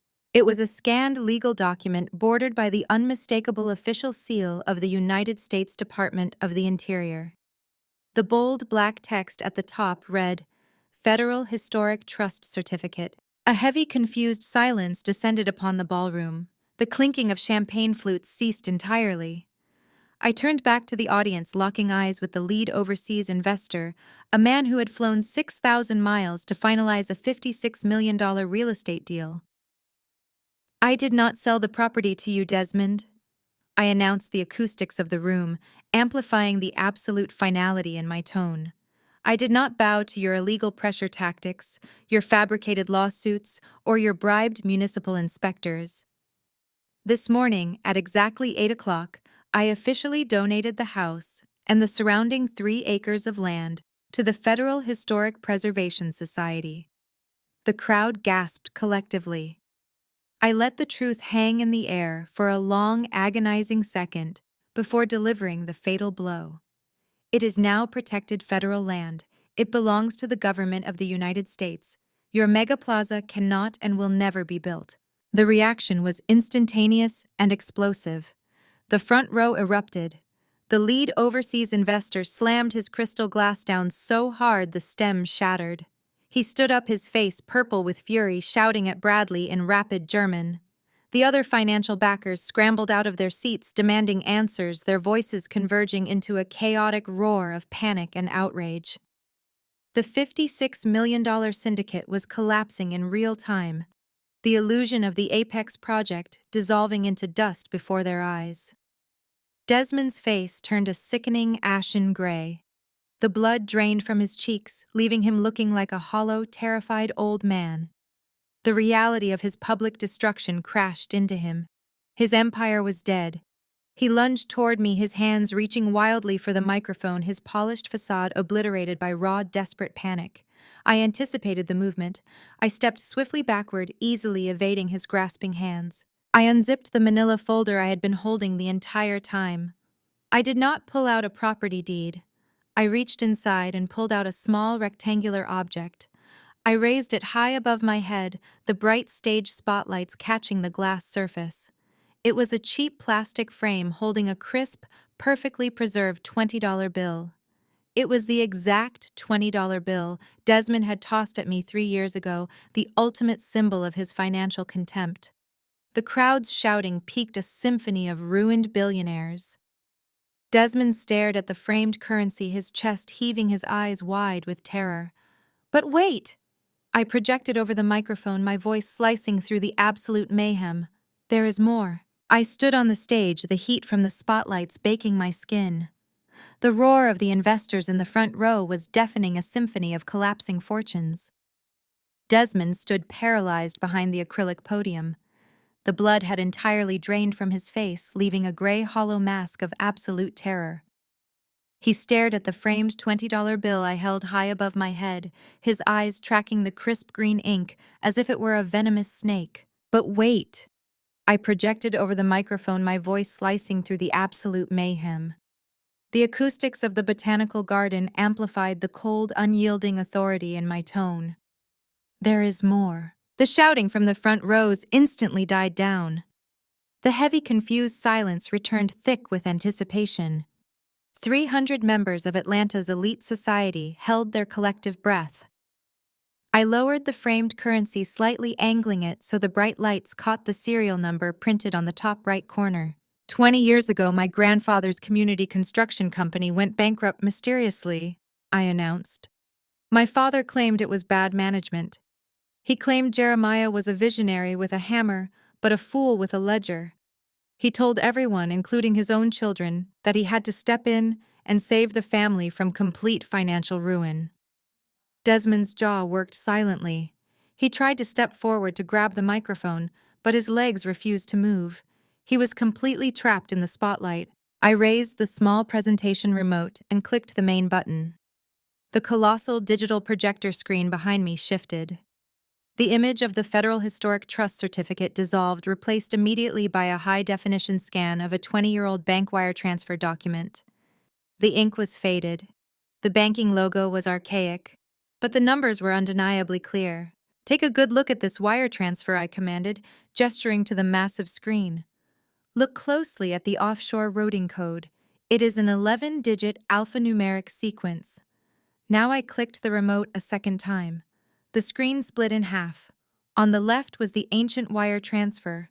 On the right was a high-resolution macro photograph of the $20 bill I held in my hand. A bright red circle highlighted the serial number on the currency. "This serial number," I stated, my voice echoing through the silent conservatory, "matches the exact offshore routing code Desmond used to forge his father's signature and steal $2 million from his own community. A collective gasp swept through the ballroom. The sound of 300 people simultaneously sucking in their breath created a vacuum of absolute shock. He did not save the family. I continued, my voice rising with righteous fury.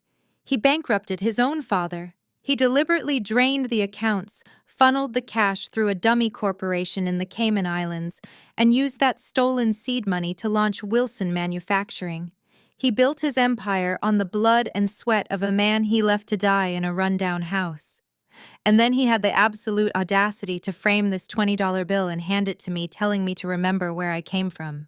Desmond staggered backward, his hand clutching the edge of the acrylic podium to keep from collapsing entirely. The perfectly curated facade of the visionary titan shattered into a million irreparable pieces. The mayor of Atlanta, who had been sitting at Desmond's VIP table, abruptly stood up. He did not say a word.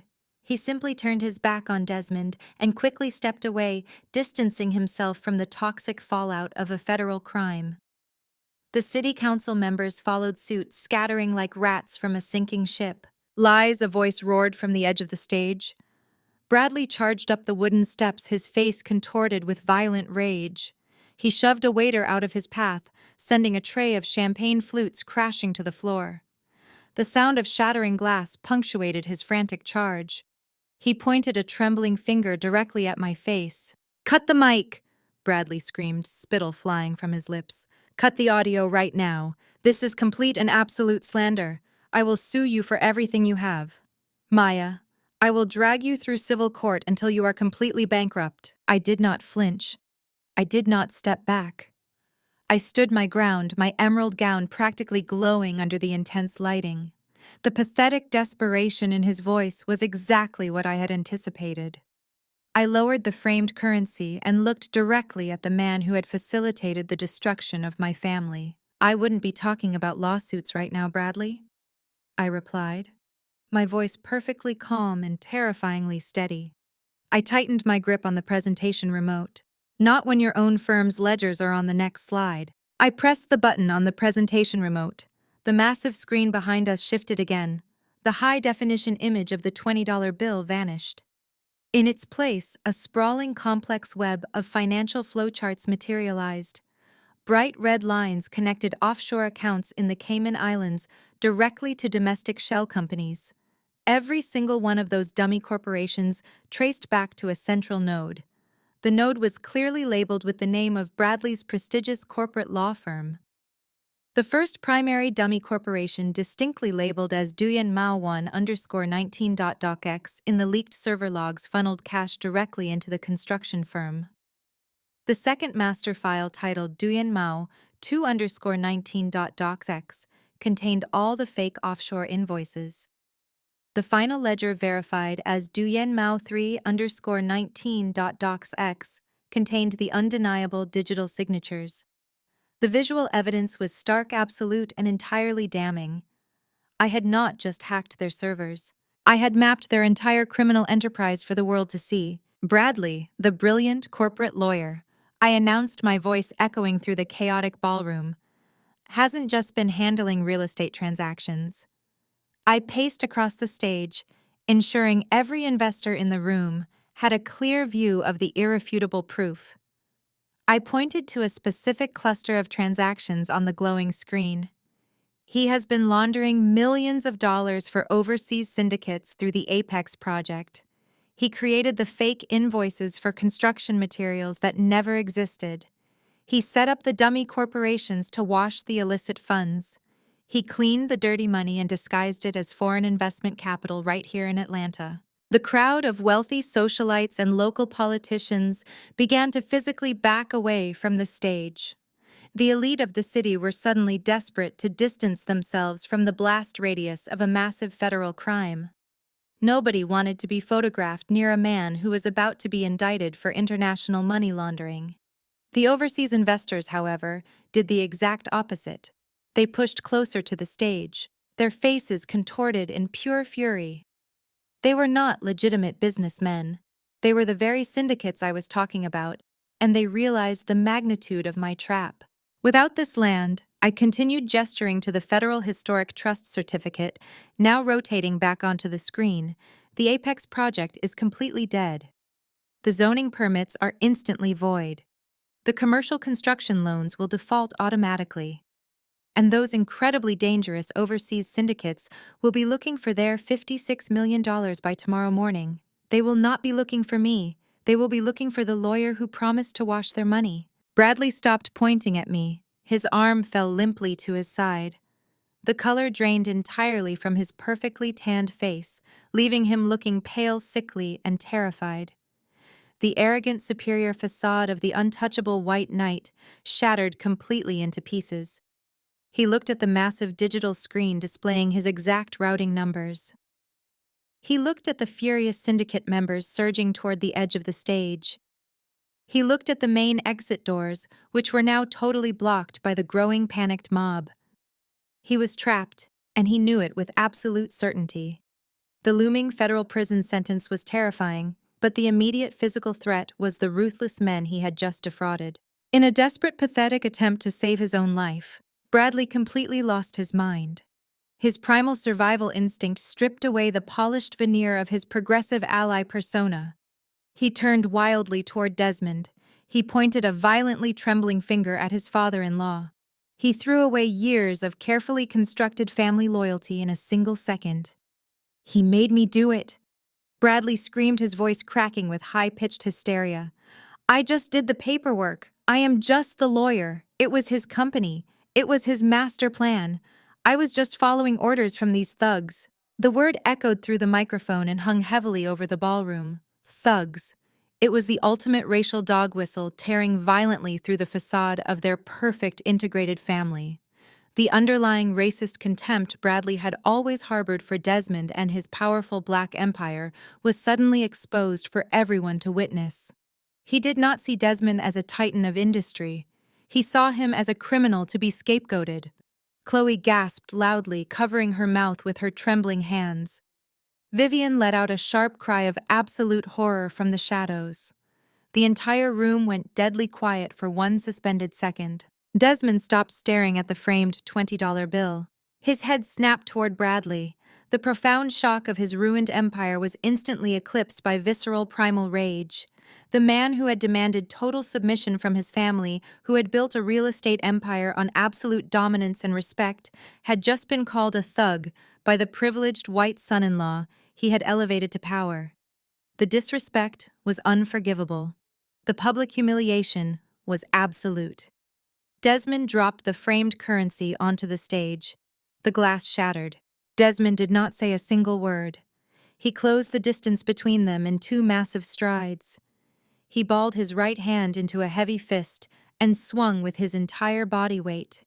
The punch connected squarely with Bradley's jaw with a sickening, loud crack. Bradley flew backward off his feet, crashing violently into the clear acrylic podium. The podium shattered into jagged pieces, sending shards of plastic and scattered speech notes flying across the stage. Bradley hit the wooden floor hard but scrambled backward, kicking his legs like a terrified cornered animal. Desmond lunged forward, grabbing Bradley by the collar of his expensive custom tuxedo jacket. He hauled him up and delivered another brutal, punishing blow to his stomach. Bradley doubled over, gasping for air, before blindly throwing a desperate, wild punch that caught Desmond squarely in the left eye. The perfect, powerful Atlanta dynasty was literally tearing itself apart on the main stage of the Botanical Gardens. Chloe screamed hysterically, lifting the skirt of her haute couture gown and running forward to pull her father off her bleeding husband. Vivian rushed out from the shadows, attempting to intervene, but getting forcefully shoved aside in the violent scuffle. The elegant floral arrangements were trampled underfoot. The pristine, meticulously curated image was completely destroyed. Desmond and Bradley grappled, rolling through the shattered remains of the podium. The overseas investors began shouting violently, demanding their money, and climbing over the velvet ropes to join the fray. Champagne glasses shattered against the marble floor as panic consumed the room, and socialites scrambled desperately for the exits. I stood at the very edge of the stage, completely untouched by the violence, watching the empire burn exactly as I had planned. I slowly lowered the microphone to my side. The flashing red and blue lights began to pulse through the massive glass walls of the botanical gardens. The colorful strobes fractured through the hanging chandeliers, casting an eerie, chaotic glow over the physical brawl happening on the stage. The federal agents were arriving to collect their prizes. I took one final look at the men who had destroyed my grandfather, now destroying each other in front of the entire world. And then, over the chaotic sound of the fighting, over the terrified screams of the fleeing guests, over the shattering glass, the unmistakable wail of police sirens echoed loudly from the street outside the ballroom, drawing closer by the second. The heavy mahogany doors of the Botanical Gardens' main entrance did not simply open, they were violently breached. A massive tide of dark windbreakers bearing the bold yellow letters of the FBI and IRS flooded into the pristine conservatory. The federal agents moved with terrifying coordinated precision, cutting through the panicked crowd of the Atlanta elite like a knife through silk. They immediately secured every perimeter exit, physically blocking the terrified socialites and furious overseas syndicate members from fleeing the scene. The ambient lighting caught the glint of drawn weapons and the dull shine of tactical gear. The wealthy investors accustomed to deferential treatment and backroom deals were shoved aside without a second thought. A senior agent raised a bullhorn, his voice cutting through the chaotic din of the shattered gala. He commanded everyone to remain exactly where they stood. The absolute authority in his voice sent a shockwave of paralyzing fear through the room. The music was already dead, but now even the frantic whispers ceased. The air felt heavy, charged with the inescapable reality of federal prosecution. Desmond Wilson, the real estate titan, did not stand his ground. He did not face the consequences with the arrogant dignity he had projected for his entire life. The moment the federal windbreakers breached the threshold, his fragile ego completely evaporated. He looked at the bleeding son-in-law he just battered, and then he bolted. He scrambled off the side of the stage, his expensive tuxedo jacket torn and disheveled from the brawl. He shoved past a terrified waiter, knocking a silver tray of caviar to the floor, and sprinted blindly toward the service corridor, hidden behind the wall of white orchids. He moved with the desperate, uncoordinated panic of a man who realized his empire was entirely composed of stolen money and lies. He did not make it 5 feet into the hallway. 2 heavily armored tactical agents intercepted him instantly. They did not gently apprehend the billionaire. They tackled him with brutal, unforgiving force. Desmond hit the polished marble floor with a sickening thud. The air was violently knocked from his lungs. He thrashed and kicked his polished shoes, scrambling uselessly for traction against the slick stone. "Stop resisting," an agent barked, driving a heavy knee into the spine of my father. The cold steel handcuffs clicked around his wrists with a sharp final sound. The great Desmond Wilson was reduced to a breathless, restrained criminal pinned to the ground in his own ruined monument. Bradley did not attempt to run. The physical beating he had just endured from his father-in-law had already broken his body. But the sight of the federal agents completely broke his mind. The brilliant corporate lawyer, the man who had smugly orchestrated $56 million in international money laundering, entirely lost his grip on reality. He collapsed onto his knees amidst the shattered glass and crushed orchids littering the stage. He did not try to negotiate or demand legal representation. He began to weep uncontrollably. Tears streamed down his bruised and bleeding face, mixing with the sweat on his collar. He crawled forward on his hands and knees, reaching out toward the boots of the approaching federal agents. "Please," Bradley begged, his voice a high-pitched, pathetic whine that echoed through the silent room. "I will give you everything. I have the ledgers. I have the offshore routing codes. I can give you the names of the syndicate bosses. Just do not put me in prison. Please, I have a family. I am a victim here." He was completely stripped of his dignity, a weeping, groveling mess, pleading for a leniency he had never afforded anyone else. The agents ignored his pathetic display, roughly hauling him up by his armpits and slamming him against the stage wall to search him. From the edge of the VIP section, my mother watched her carefully curated world disintegrate into absolute nothingness. Vivian realized the cameras were still rolling, capturing every humiliating second of her husband being handcuffed and her son-in-law begging on his knees. True to her nature, she opted for a highly theatrical exit. She placed the back of her hand against her forehead, let out a loud dramatic gasp, and swooned backward, fully expecting an entourage of wealthy friends to break her fall. Nobody moved to catch her. The socialites had already scrambled away to save themselves. Vivian hit the marble floor hard, her silver gown tangling around her legs, her performative faint ruined by the harsh reality of gravity and complete abandonment. She lay there entirely ignored by the panicked crowd. Chloe, however, did not faint. The sudden realization that her diamonds, her mansion, and her entire stolen lifestyle were permanently gone snapped something deep inside her brain. She turned her furious, tear-streaked face toward me. She lunged across the stage, her high heels snapping aggressively against the wood. "You ruined my life!" Chloe screamed hysterically, stopping mere inches from my face. Her fists were tightly clenched, her voice raw with entitled fury. "You ruined my marriage. You destroyed our perfect family. I absolutely hate you forever." I did not flinch at all. I did not step back to give her space. I looked at the heavy diamond collar sparkling around her neck, then looked directly into her panicked, furious eyes. She was a foolish woman who had never faced a single consequence in her entire privileged existence. "No, Chloe," I replied, my voice carrying a quiet, devastating calm that sliced right through her screaming hysteria. "I just stopped paying for it." I did not wait for her to formulate a single pathetic response. I turned my back on her completely. I walked smoothly across the stage and descended the wooden stairs, my head held high, breathing in the sweet scent of the orchids, while directly behind me, the armed federal agents began loudly reading my disgraced father and my cowardly brother-in-law their Miranda rights. The muted television in the corner of the interrogation room provided the perfect soundtrack to my morning. A polished news anchor stared gravely into the camera, a scrolling ticker beneath her face, reading the exact words I had worked for 3 years to see. Prominent Atlanta developer and corporate lawyer indicted in massive fraud and money laundering ring. The broadcast cut to helicopter footage of the botanical gardens from Friday night, the flashing lights painting the glass roof, followed by chaotic smartphone video of Desmond and Bradley being shoved into the back of federal vehicles. Their custom tuxedos were torn and bloodied from their brawl on stage.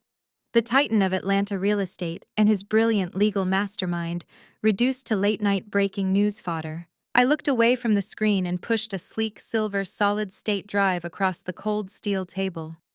Special Agent Davis, a veteran investigator with tired eyes and a perpetually rumpled suit, stopped the drive with his palm.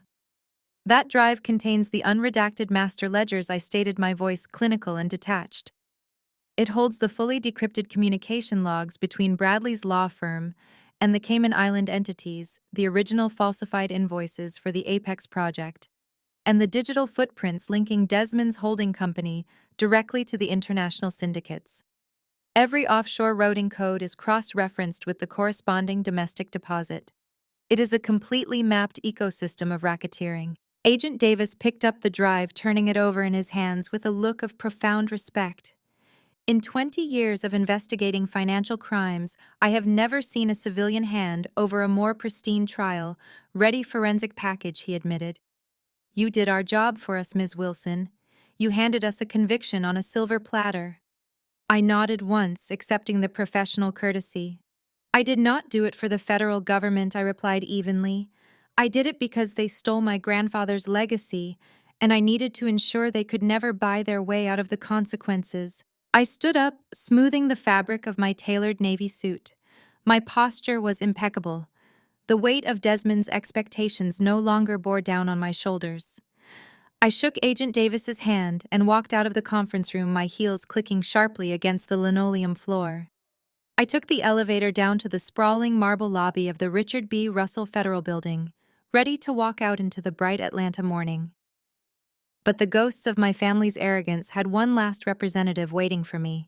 Standing near the security checkpoint was Arthur Vance Bradley's notoriously aggressive and incredibly expensive defense attorney. Vance wore a bespoke charcoal pinstripe suit and the sneering expression of a man who made his living bullying people into submission. He spotted me stepping out of the elevator and immediately marched into my path, deliberately invading my personal space to physically intimidate me. Maya Wilson. Vance said, his tone dripping with condescending menace.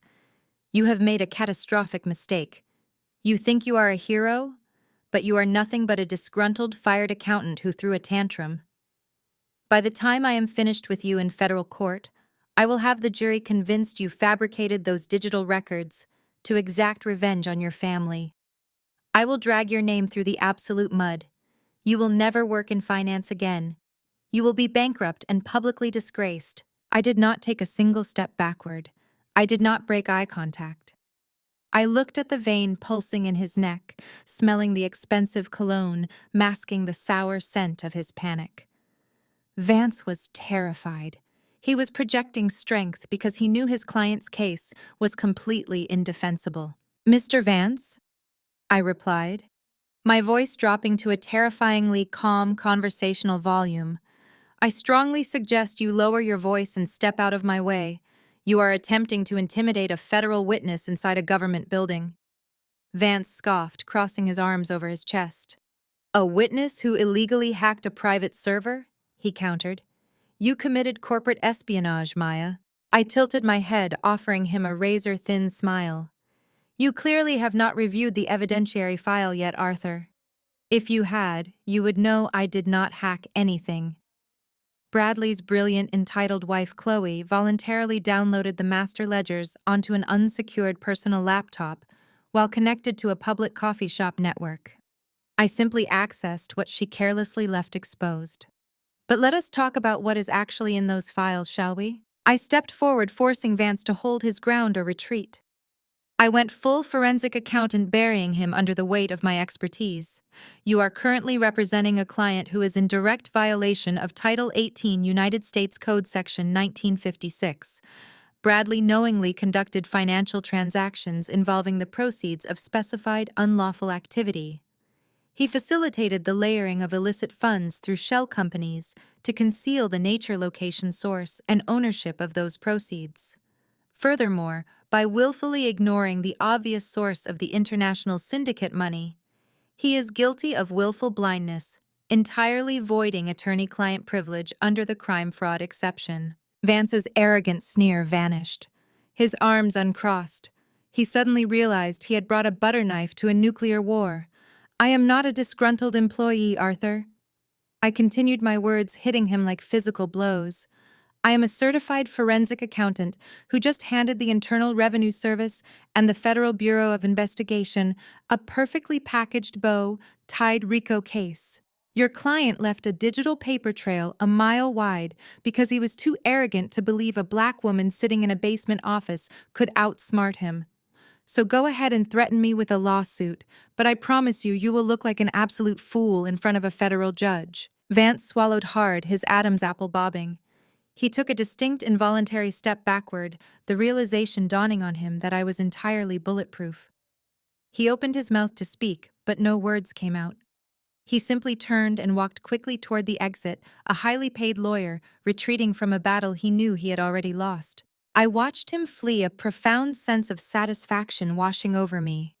Before I could turn toward the main doors, I heard my name echoing across the marble lobby. I turned to see Agent Davis jogging slightly to catch up with me, a sealed document folder in his hand. Ms. Wilson, hold on a second, Davis called out, stopping a few feet away. I thought you would want to hear this before you left the building. The judge just signed the final orders 5 minutes ago. I raised an eyebrow, waiting for the update. We executed the asset freeze, Agent Davis announced, a grim smile playing at the corners of his mouth. Under the racketeering statutes, everything connected to the laundered money is now property of the federal government. We locked down Desmond's holding company accounts, Bradley's firm accounts, and every single personal offshore stash they tried to hide. Furthermore, the residential properties purchased with those funds have been seized. I absorbed the magnitude of his words. You mean everything?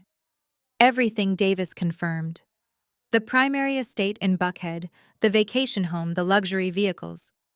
We even froze the personal checking accounts belonging to Desmond's wife and Bradley's wife, as they were direct beneficiaries of the illicit funds. They cannot access a single dime. Chloe and Vivian are officially destitute. I nodded slowly, the ultimate victory settling deep into my bones. The women who had mocked my sensible clothes, who had demanded I slip out the back door, who had spent their entire lives living in unearned luxury paid for by my grandfather's destruction, were now standing on the street with absolutely nothing. The empire was gone, the money was gone, and the illusion of the perfect Atlanta dynasty was burned to the ground. "Thank you, Agent Davis," I said quietly. I turned around and walked out through the revolving glass doors, stepping out into the bright, warm Georgia sunlight completely free. Exactly 7 days had passed since the federal raid at the Botanical Gardens. The morning sun streamed through the floor-to-ceiling windows of my apartment, casting long shadows across the hardwood floor. I stood at my kitchen island, calmly sipping black coffee and reviewing the final settlement documents for the restitution of my grandfather's estate. The quiet solitude of my home was a stark contrast to the media circus currently consuming my former family. The news cycle had been relentless. Desmond and Bradley were denied bail, deemed flight risks due to their extensive offshore connections. The asset freeze had been sweeping, immediate, and devastating to the Wilson empire.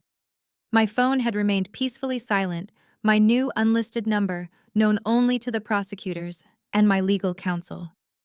The tranquility was suddenly shattered by a frantic pounding at my front door. It was not the polite, measured knock of a delivery courier. It was the desperate hammering of someone whose world had collapsed. I set my coffee mug down on the counter and walked slowly toward the foyer. I checked the security monitor mounted on the wall. The camera revealed a sight I had never expected to witness. It was my mother. I unlocked the deadbolt and pulled the heavy door open.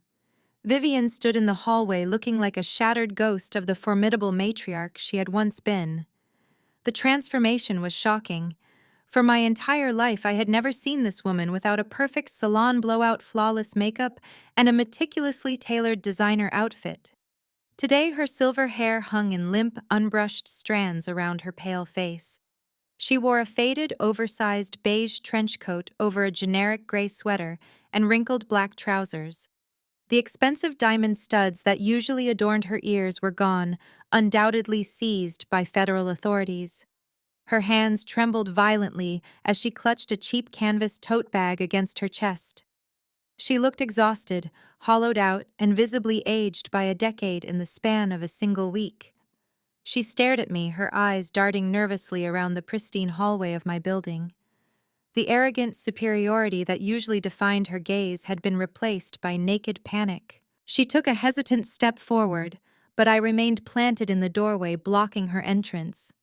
I did not invite her inside. I simply waited for her to speak. "Maya, please," Vivian whispered, her voice cracking with dry, raspy desperation.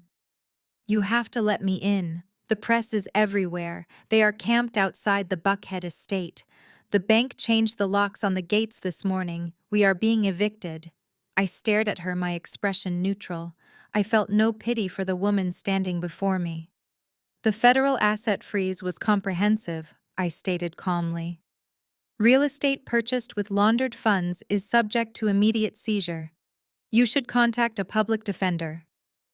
Vivian gasped, her eyes welling with tears. "A public defender, Maya, you cannot be serious. They locked your father out of his accounts. They froze my personal checking accounts. Chloe's credit cards are declined. We have nothing left. We cannot even buy groceries. You have to help us. You are the only one who has any money right now." I crossed my arms over my chest. "I owe you nothing." Vivian's face contorted into a mask of desperate indignation. She reached out, trying to grab my forearm, but I smoothly stepped back out of her reach. "I gave birth to you, Maya," she cried. her voice rising in volume echoing down the hallway. "I am your mother. You cannot abandon your own blood like this. You have a moral obligation to help your family." I looked at the woman who had spent 35 years making me feel invisible. Her attempt to weaponize motherhood was as predictable as it was pathetic. "You do not get to invoke motherhood now," I replied, my voice slicing through her hysteria with precision. "You sacrificed my future so Chloe could pretend to be royalty. You watched Desmond pour thousands of dollars into her lavish lifestyle while you told me I was too expensive, too demanding, and too ordinary. You demanded I sit in the shadows and balance the books so you could maintain the illusion of a perfect wealthy dynasty." Vivian shook her head frantically, tears spilling down her cheeks. "That is not true. We loved you. We just wanted you to be practical." "You wanted a servant," I corrected her sharply. "And worse than that, you sat by in silence while Dad stole from his own father. You knew exactly where the seed money for Wilson Manufacturing came from. You knew he left Jeremiah to die in a rotting, foreclosed house while you bought designer gowns and hosted charity galas. You built your luxurious life on the stolen inheritance of a good man, and you never lost a single second of sleep over it." Vivian sobbed now, her shoulders shaking, as the reality of her complicity was laid bare. "I did not know everything," she pleaded. "I just let Desmond handle the business." "Ignorance is not an alibi," I stated, my tone unyielding. "You do not want a daughter. You never wanted a daughter. You just want a bailout." Vivian stood paralyzed in the hallway, her mouth opening and closing as she searched for a lie. She found absolutely nothing. The grand illusion of the Wilson family was dead. I reached into the front pocket of my blazer and pulled out my leather wallet. I opened it and retrieved a single crisp piece of currency. I stepped forward and pressed the bill into Vivian's trembling, empty hand.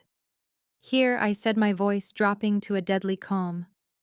"This is exactly what Dad thought Grandpa's legacy was worth. Make it last." I did not wait for her to look down at the $20 bill resting in her palm. I stepped back inside my apartment and slammed the heavy door shut directly in her face. I pushed through the revolving glass doors of the financial district high-rise, stepping out into the suffocating heat and humidity of a late summer Atlanta afternoon. For the first time in my professional life, I was leaving the office at a reasonable hour. The Wilson family shadow was officially lifted from my shoulders, replaced by the quiet satisfaction of absolute independence. I walked toward the private parking garage, my heels striking the pavement with steady rhythmic confidence. She was pacing frantically near the entrance of the parking structure. If I had not spent my entire childhood watching her perfectly curated existence, I might not have recognized her. Chloe, the golden child of the Wilson dynasty, looked completely destroyed. Her signature blonde highlights were dark at the roots, tied back in a messy knot. She was wearing faded yoga pants and a wrinkled sweatshirt that swallowed her previously pristine figure. Her designer sunglasses could not hide the violent trembling of her jaw. The aura of untouchable Atlanta royalty had evaporated, leaving behind a desperate shell of a woman. She spotted me approaching and immediately lunged forward, cutting off my path to the garage. She moved with uncoordinated desperation, nearly tripping over her own scuffed sneakers. "Maya," she gasped, grabbing my forearm with a bruising grip. Her nails dug sharply into the fabric of my blazer. "I need to talk to you. You have to listen to me right now." I stopped walking. I looked down at her pale, trembling hand gripping my sleeve, then up into her face. She pulled off her dark sunglasses, revealing eyes that were bloodshot, swollen, and completely terrified. The skin under her eyes was bruised with absolute exhaustion. "Let go of me, Chloe," I said, my voice perfectly level and devoid of any warmth. She dropped her hand instantly, stumbling backward in shock. "You do not understand what is happening," she stammered, her words rushing out in a frantic flood of panic. "The feds are taking everything, every single thing." Bradley cracked Maya. He completely cracked. They had him in an interrogation room for less than 48 hours, and he broke. He took a plea deal this morning. He threw Dad completely under the bus. He gave the prosecutors every single password, every hidden account, every single name on the syndicate payroll just to shave 5 years off his own federal sentence. Dad is looking at 20 years minimum, and Bradley is going to federal prison anyway. Her voice hitched, escalating into a high-pitched, hysterical whine that echoed off the concrete walls. The woman who had obsessed over her public image for 3 decades was now entirely consumed by pure survival instinct. "They locked me out of the house, Maya," she cried, tears spilling over her dark, exhausted eye bags. "The bank foreclosed on the Buckhead estate. The agents took my car. They seized my jewelry. They even took the funds from my private checking account. I have exactly $300 left to my name.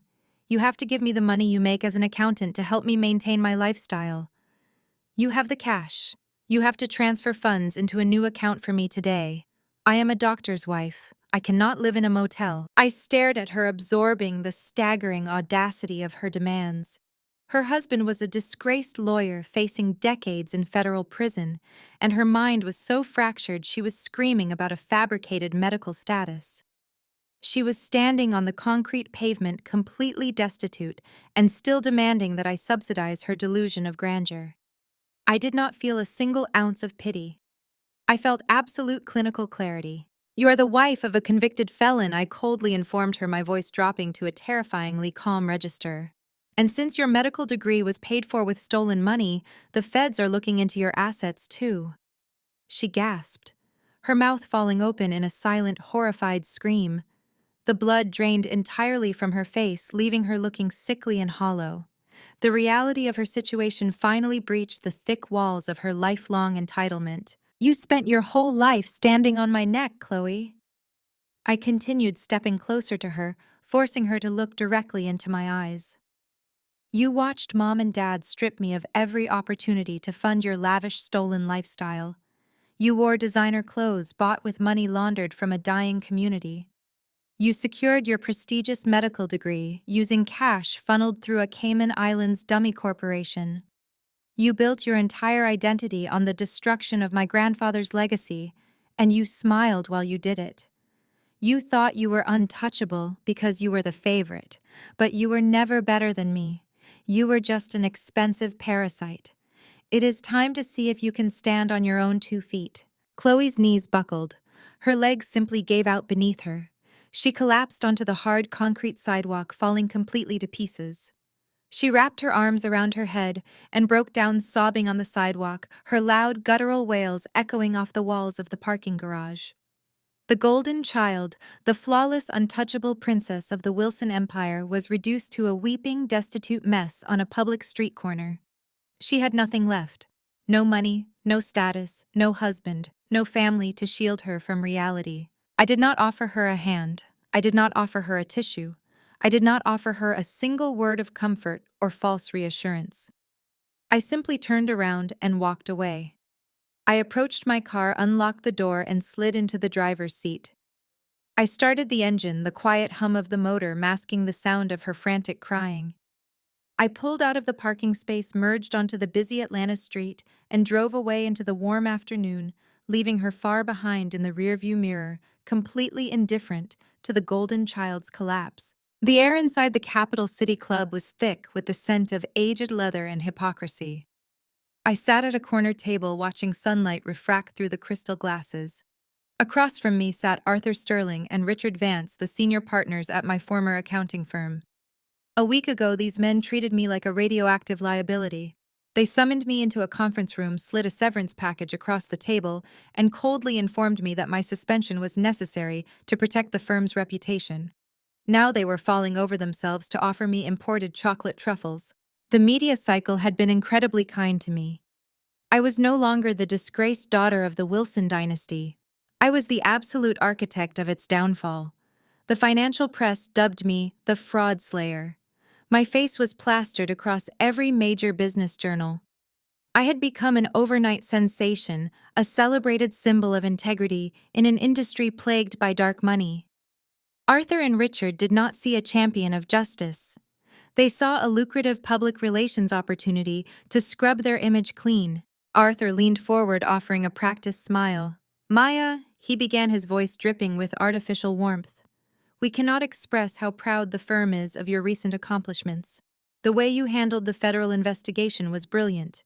You demonstrated the exact forensic tenacity we value here. Richard chimed in, nodding vigorously. We always knew you were talented. We just want to formally apologize for the unfortunate misunderstanding regarding your temporary leave of absence. We lacked the full context of your investigation. I did not return their desperate smiles. I simply looked at the two powerful men squirming in their expensive suits. They were terrified of the massive public backlash if it leaked that they had fired the whistleblower right before the biggest federal bust in Georgia history. They needed silence. Arthur slid an embossed leather folder across the white tablecloth. It stopped inches from my plate. We want to make things right, Maya, he said, his eyes gleaming with anticipation. We want you back. Not as a senior analyst, we are officially offering you a full partnership. You will have your own division, dedicated support staff, and a corner office with a panoramic view of the skyline. You will be the youngest senior partner in the history of the firm. I stared at the leather folder. 6 months ago, I would have sacrificed everything for this exact opportunity. I worked grueling 80-hour weeks, desperately trying to prove my worth to men who barely acknowledged my existence. I foolishly believed that if I worked hard enough, I could earn professional respect. I reached out and placed my fingertips on the cover. I slowly pushed the folder back across the table. It stopped directly in front of Arthur's manicured hands. I politely decline, I stated, my voice perfectly steady and devoid of emotion. Arthur's smile instantly vanished. Richard blinked rapidly, confused by my refusal. Maya, please, Richard stammered, holding up his hands defensively. If this is about the compensation package, we are entirely open to negotiating a significantly higher base salary. We can double your signing bonus today. Name your absolute highest price. This is not about money, Richard, I replied, locking eyes with him. This is about absolute truth. You did not suspend me because there was a misunderstanding. You suspended me because my father explicitly asked you to. He threatened to pull his corporate accounts if you did not immediately neutralize me. You bowed to a corrupt billionaire because you cared more about retainer fees than my impeccable record. You lack integrity, and I do not work for people I cannot trust. Arthur shifted uncomfortably, a flush of red creeping up his neck. Maya, you have to understand the immense pressure we were under at the time. Desmond Wilson was a titan in this city. We had a strict fiduciary duty to our stakeholders. You had a moral duty to the truth, I corrected him sharply. You do not want me back because you value my investigative skills. You want me back so you can parade my face around to your nervous clients and scrub your own complicit reputation clean. I refuse to be your corporate mascot. I stood up from the table. The movement drew the attention of several wealthy diners nearby, but I did not lower my voice. The days of me shrinking to accommodate cowardly men were over forever. I am opening my independent forensic accounting firm, I announced, ensuring every word resonated clearly. I will not be sheltering offshore wealth for billionaires. My firm is dedicated exclusively to helping minority families recover stolen generational wealth. I will represent the very communities that men like my father and law firms like Bradley's systematically destroyed for profit. I am going to teach vulnerable neighborhoods exactly how to fight back against predatory developers and corrupt city officials. Arthur scoffed, rolling his eyes as he regained a fraction of his arrogance. That is a very noble charity project, Maya, but community advocacy does not pay bills. You cannot sustain a firm on righteous indignation alone. You need massive corporate clients to survive here. I picked up my purse and offered a devastating smile. You are absolutely right about needing massive clients, Arthur, which is exactly why I signed my first major retainer agreement this morning. The City of Atlanta just hired me as their lead independent auditor, I stated. My firm has been granted unrestricted access to review, dismantle, and prosecute every municipal contract Desmond Wilson secured over the last 20 years. Arthur and Richard froze entirely. The color drained from their faces as they realized exactly what that meant. His corruption extended deep into the city council, the zoning boards, and the financial sector, including their own firm. And I was now holding the ultimate magnifying glass. I turned away from their terrified faces and walked out the doors ready to begin my independent life. The feeling of utter liberation carried me through the next 8 months of relentless legal preparation. My forensic accounting firm flourished, dismantling my father's corrupt municipal contracts one by one, while the federal prosecutors used my decrypted ledgers to build an inescapable trap. Today was the culmination of it all. I walked through the heavy bronze doors of the Richard B. Russell Federal Building, bypassing the reporters swarming the plaza. I took my seat in the second row of the courtroom directly behind the prosecution table. The gallery was packed to capacity. Sitting in the front row, completely unrecognizable from their former glory, were my mother and sister. Vivian wore a drab gray suit, her posture shrunken and defeated. Chloe sat beside her, nervously picking at her cuticles, her eyes darting around the room in panic. They looked like strangers, stripped of the stolen wealth that had previously defined their entire existence. The heavy wooden door beside the jury box opened. Two federal marshals escorted the defendants into the room. A collective murmur rippled through the packed gallery. Desmond and Bradley did not look like untouchable titans of real estate. They looked small and defeated. They were dressed in shapeless neon orange prison jumpsuits, their wrists shackled to waist chains. Bradley kept his head bowed, his shoulders shaking slightly as he took his seat at the defense table. Desmond, however, held his chin high, his jaw set in a stubborn line of defiance. The bailiff called the courtroom to order as the Honorable Judge Eleanor Vance took her seat at the bench. She was a formidable, older African-American woman with piercing eyes and an absolute intolerance for nonsense. She adjusted her glasses and looked down at the men before her. The proceedings began with Bradley. Because he had taken a plea deal and provided the exact offshore routing codes needed to seize the syndicate funds, his segment was brief. His attorney pleaded for leniency, citing cooperation. Bradley stood before the judge, weeping openly, apologizing to the court, to the city, and to his family. It was a pathetic display of cowardice. Judge Vance remained completely unmoved. "White-collar crime is not a victimless offense, Mr. Bradley," she stated, her voice resonating with cold authority. "You facilitated the theft of millions of dollars, weaponizing your legal expertise to shield a criminal enterprise. Your cooperation is noted, but it does not erase the devastating impact of your greed. I sentence you to 8 years in a federal penitentiary." Chloe let out a sharp, breathless sob. Bradley slumped forward, caught by the marshals and guided back to his chair. Then it was my father's turn. Desmond stood up, shaking off the marshal. He approached the podium, his chains rattling loudly in the silent room. His attorney had advised him to show remorse, but Desmond Wilson was incapable of genuine contrition. He leaned into the microphone, attempting to deploy the same charismatic, booming voice he used to command boardrooms and charity galas. "Your Honor." Desmond began, offering a respectful nod. "I stand before you today as a flawed man, but one who dedicated his entire life to building this great city. When I started my company, nobody believed in our neighborhoods. I brought investment, I brought infrastructure. I created thousands of jobs for our people. I built community centers and funded scholarships. Yes, I made aggressive financial decisions, but the market demands aggression. I am not a criminal. I am a visionary who got caught in the crossfire of complex tax regulations. I ask you to look at the skyline of Atlanta and recognize my contributions. I ask for leniency not just for me, but for the city that relies on developers like me to push it forward." He looked incredibly pleased with himself, adjusting his posture, expecting the judge to recognize his brilliance. I watched Judge Vance slowly fold her hands.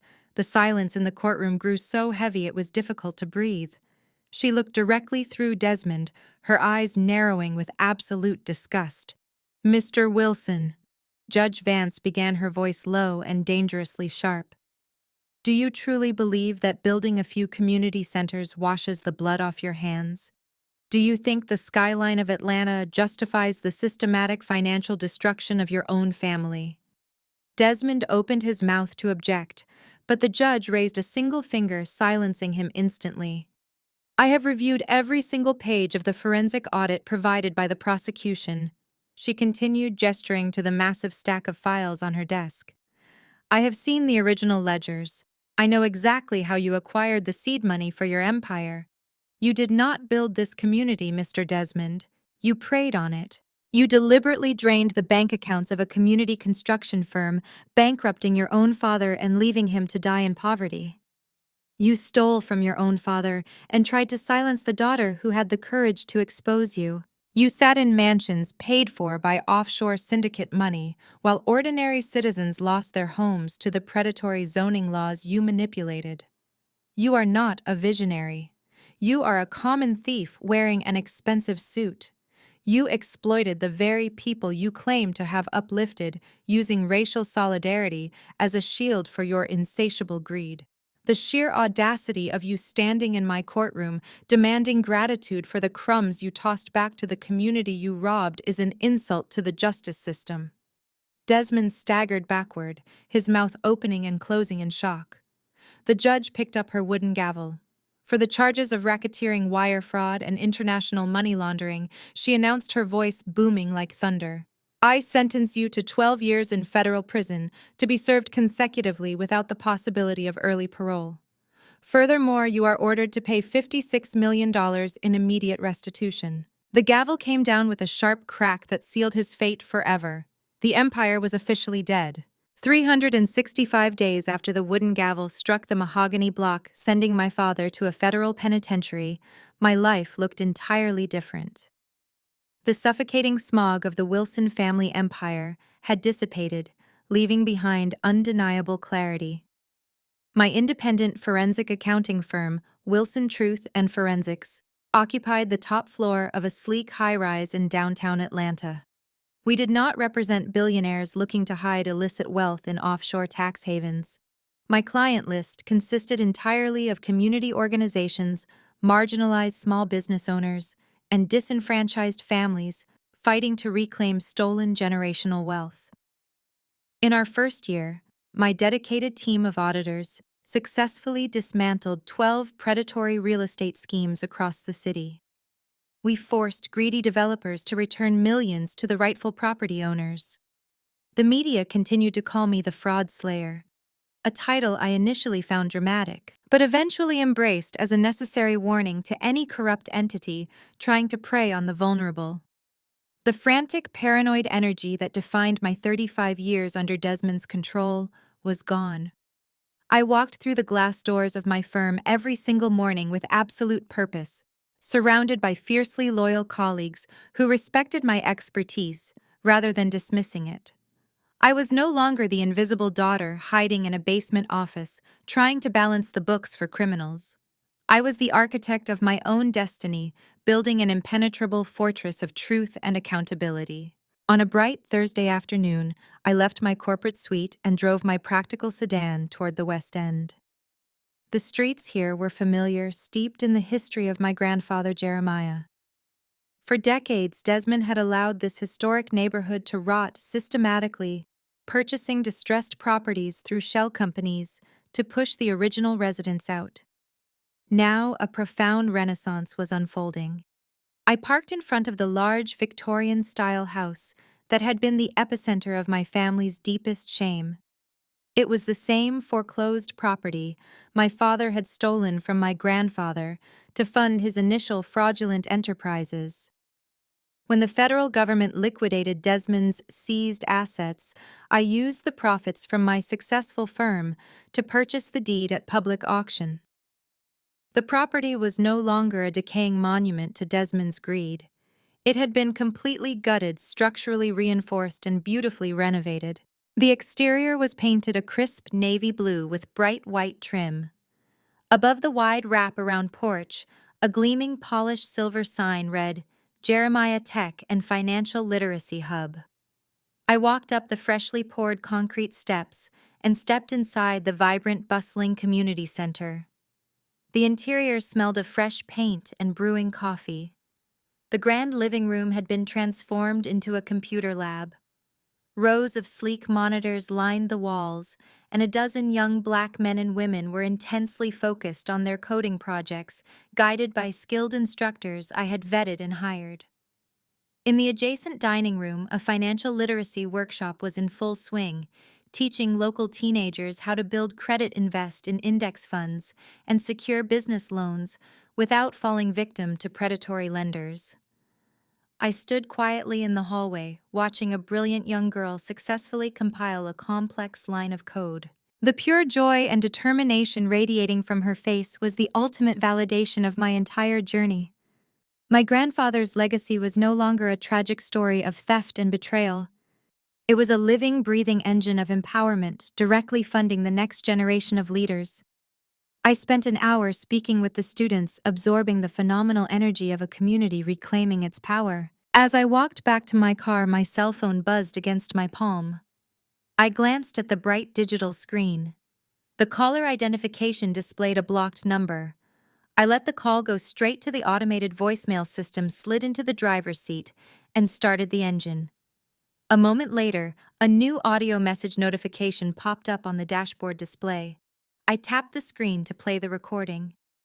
The frantic, high-pitched sobbing of my sister instantly filled the quiet cabin of my vehicle. Chloe sounded completely unhinged. "Maya, please pick up the phone," she wailed, her voice thick with panic and desperation. "You have to help me. I cannot take this anymore. Vivian is driving me absolutely crazy. We are living in a tiny two-bedroom motel on the outskirts of the city. The air conditioning is broken, the plumbing barely works, and she just paces the floor all day complaining about her seized jewelry. I cannot find work. Nobody will hire the wife of a convicted felon. Bradley's lawyers are ignoring my calls. I just need a loan, Maya. Just $50,000 to get my own apartment. I will pay you back, I swear. You have so much money now. Please, you cannot leave me here like this. I am begging you." I did not even listen to the end of the pathetic, rambling message. I simply reached forward, tapped the display screen, and hit delete. I navigated to my security settings and permanently blocked the number.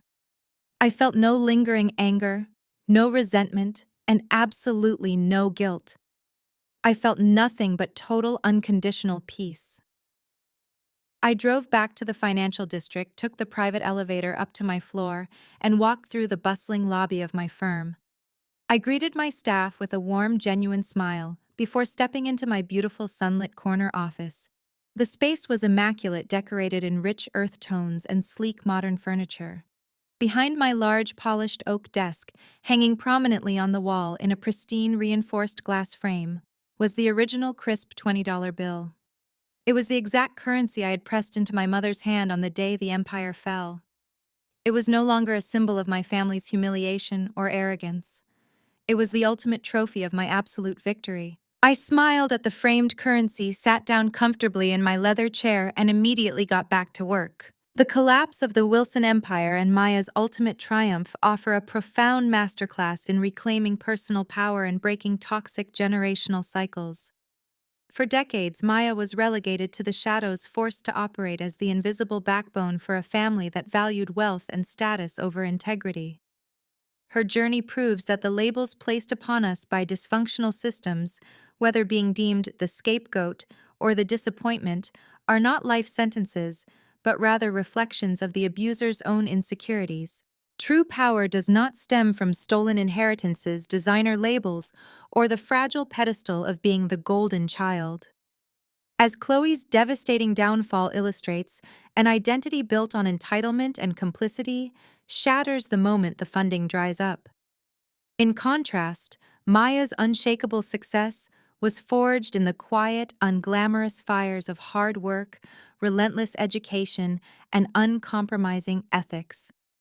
By rejecting the lucrative but corrupt partnership at her former firm, she demonstrated that true professional victory requires aligning your career with your moral compass. Furthermore, Maya teaches us that the best revenge is not destruction, but creation.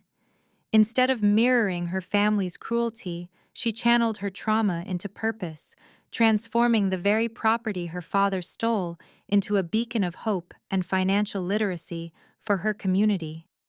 She took the ultimate symbol of her grandfather's humiliation, a crisp $20 bill, and reframed it as the trophy of her absolute victory. Ultimately, true peace is found in detachment. Setting firm boundaries and walking away from those who continuously exploit you is not a betrayal of family. It is the ultimate act of self-preservation and self-love. Have you ever had to walk away to find your worth? If Maya's journey from the overlooked shadow to an unstoppable force of justice resonated with you, it is time to recognize your own power. You do not owe your peace of mind to a toxic environment, even if it is family. Share your story in the comments below. Tell us about the moment you decided to stop seeking validation from those who could not see your worth and started building your own table. Hit the like button and subscribe for more empowering stories about resilience breaking generational curses and the ultimate triumph of walking your own path.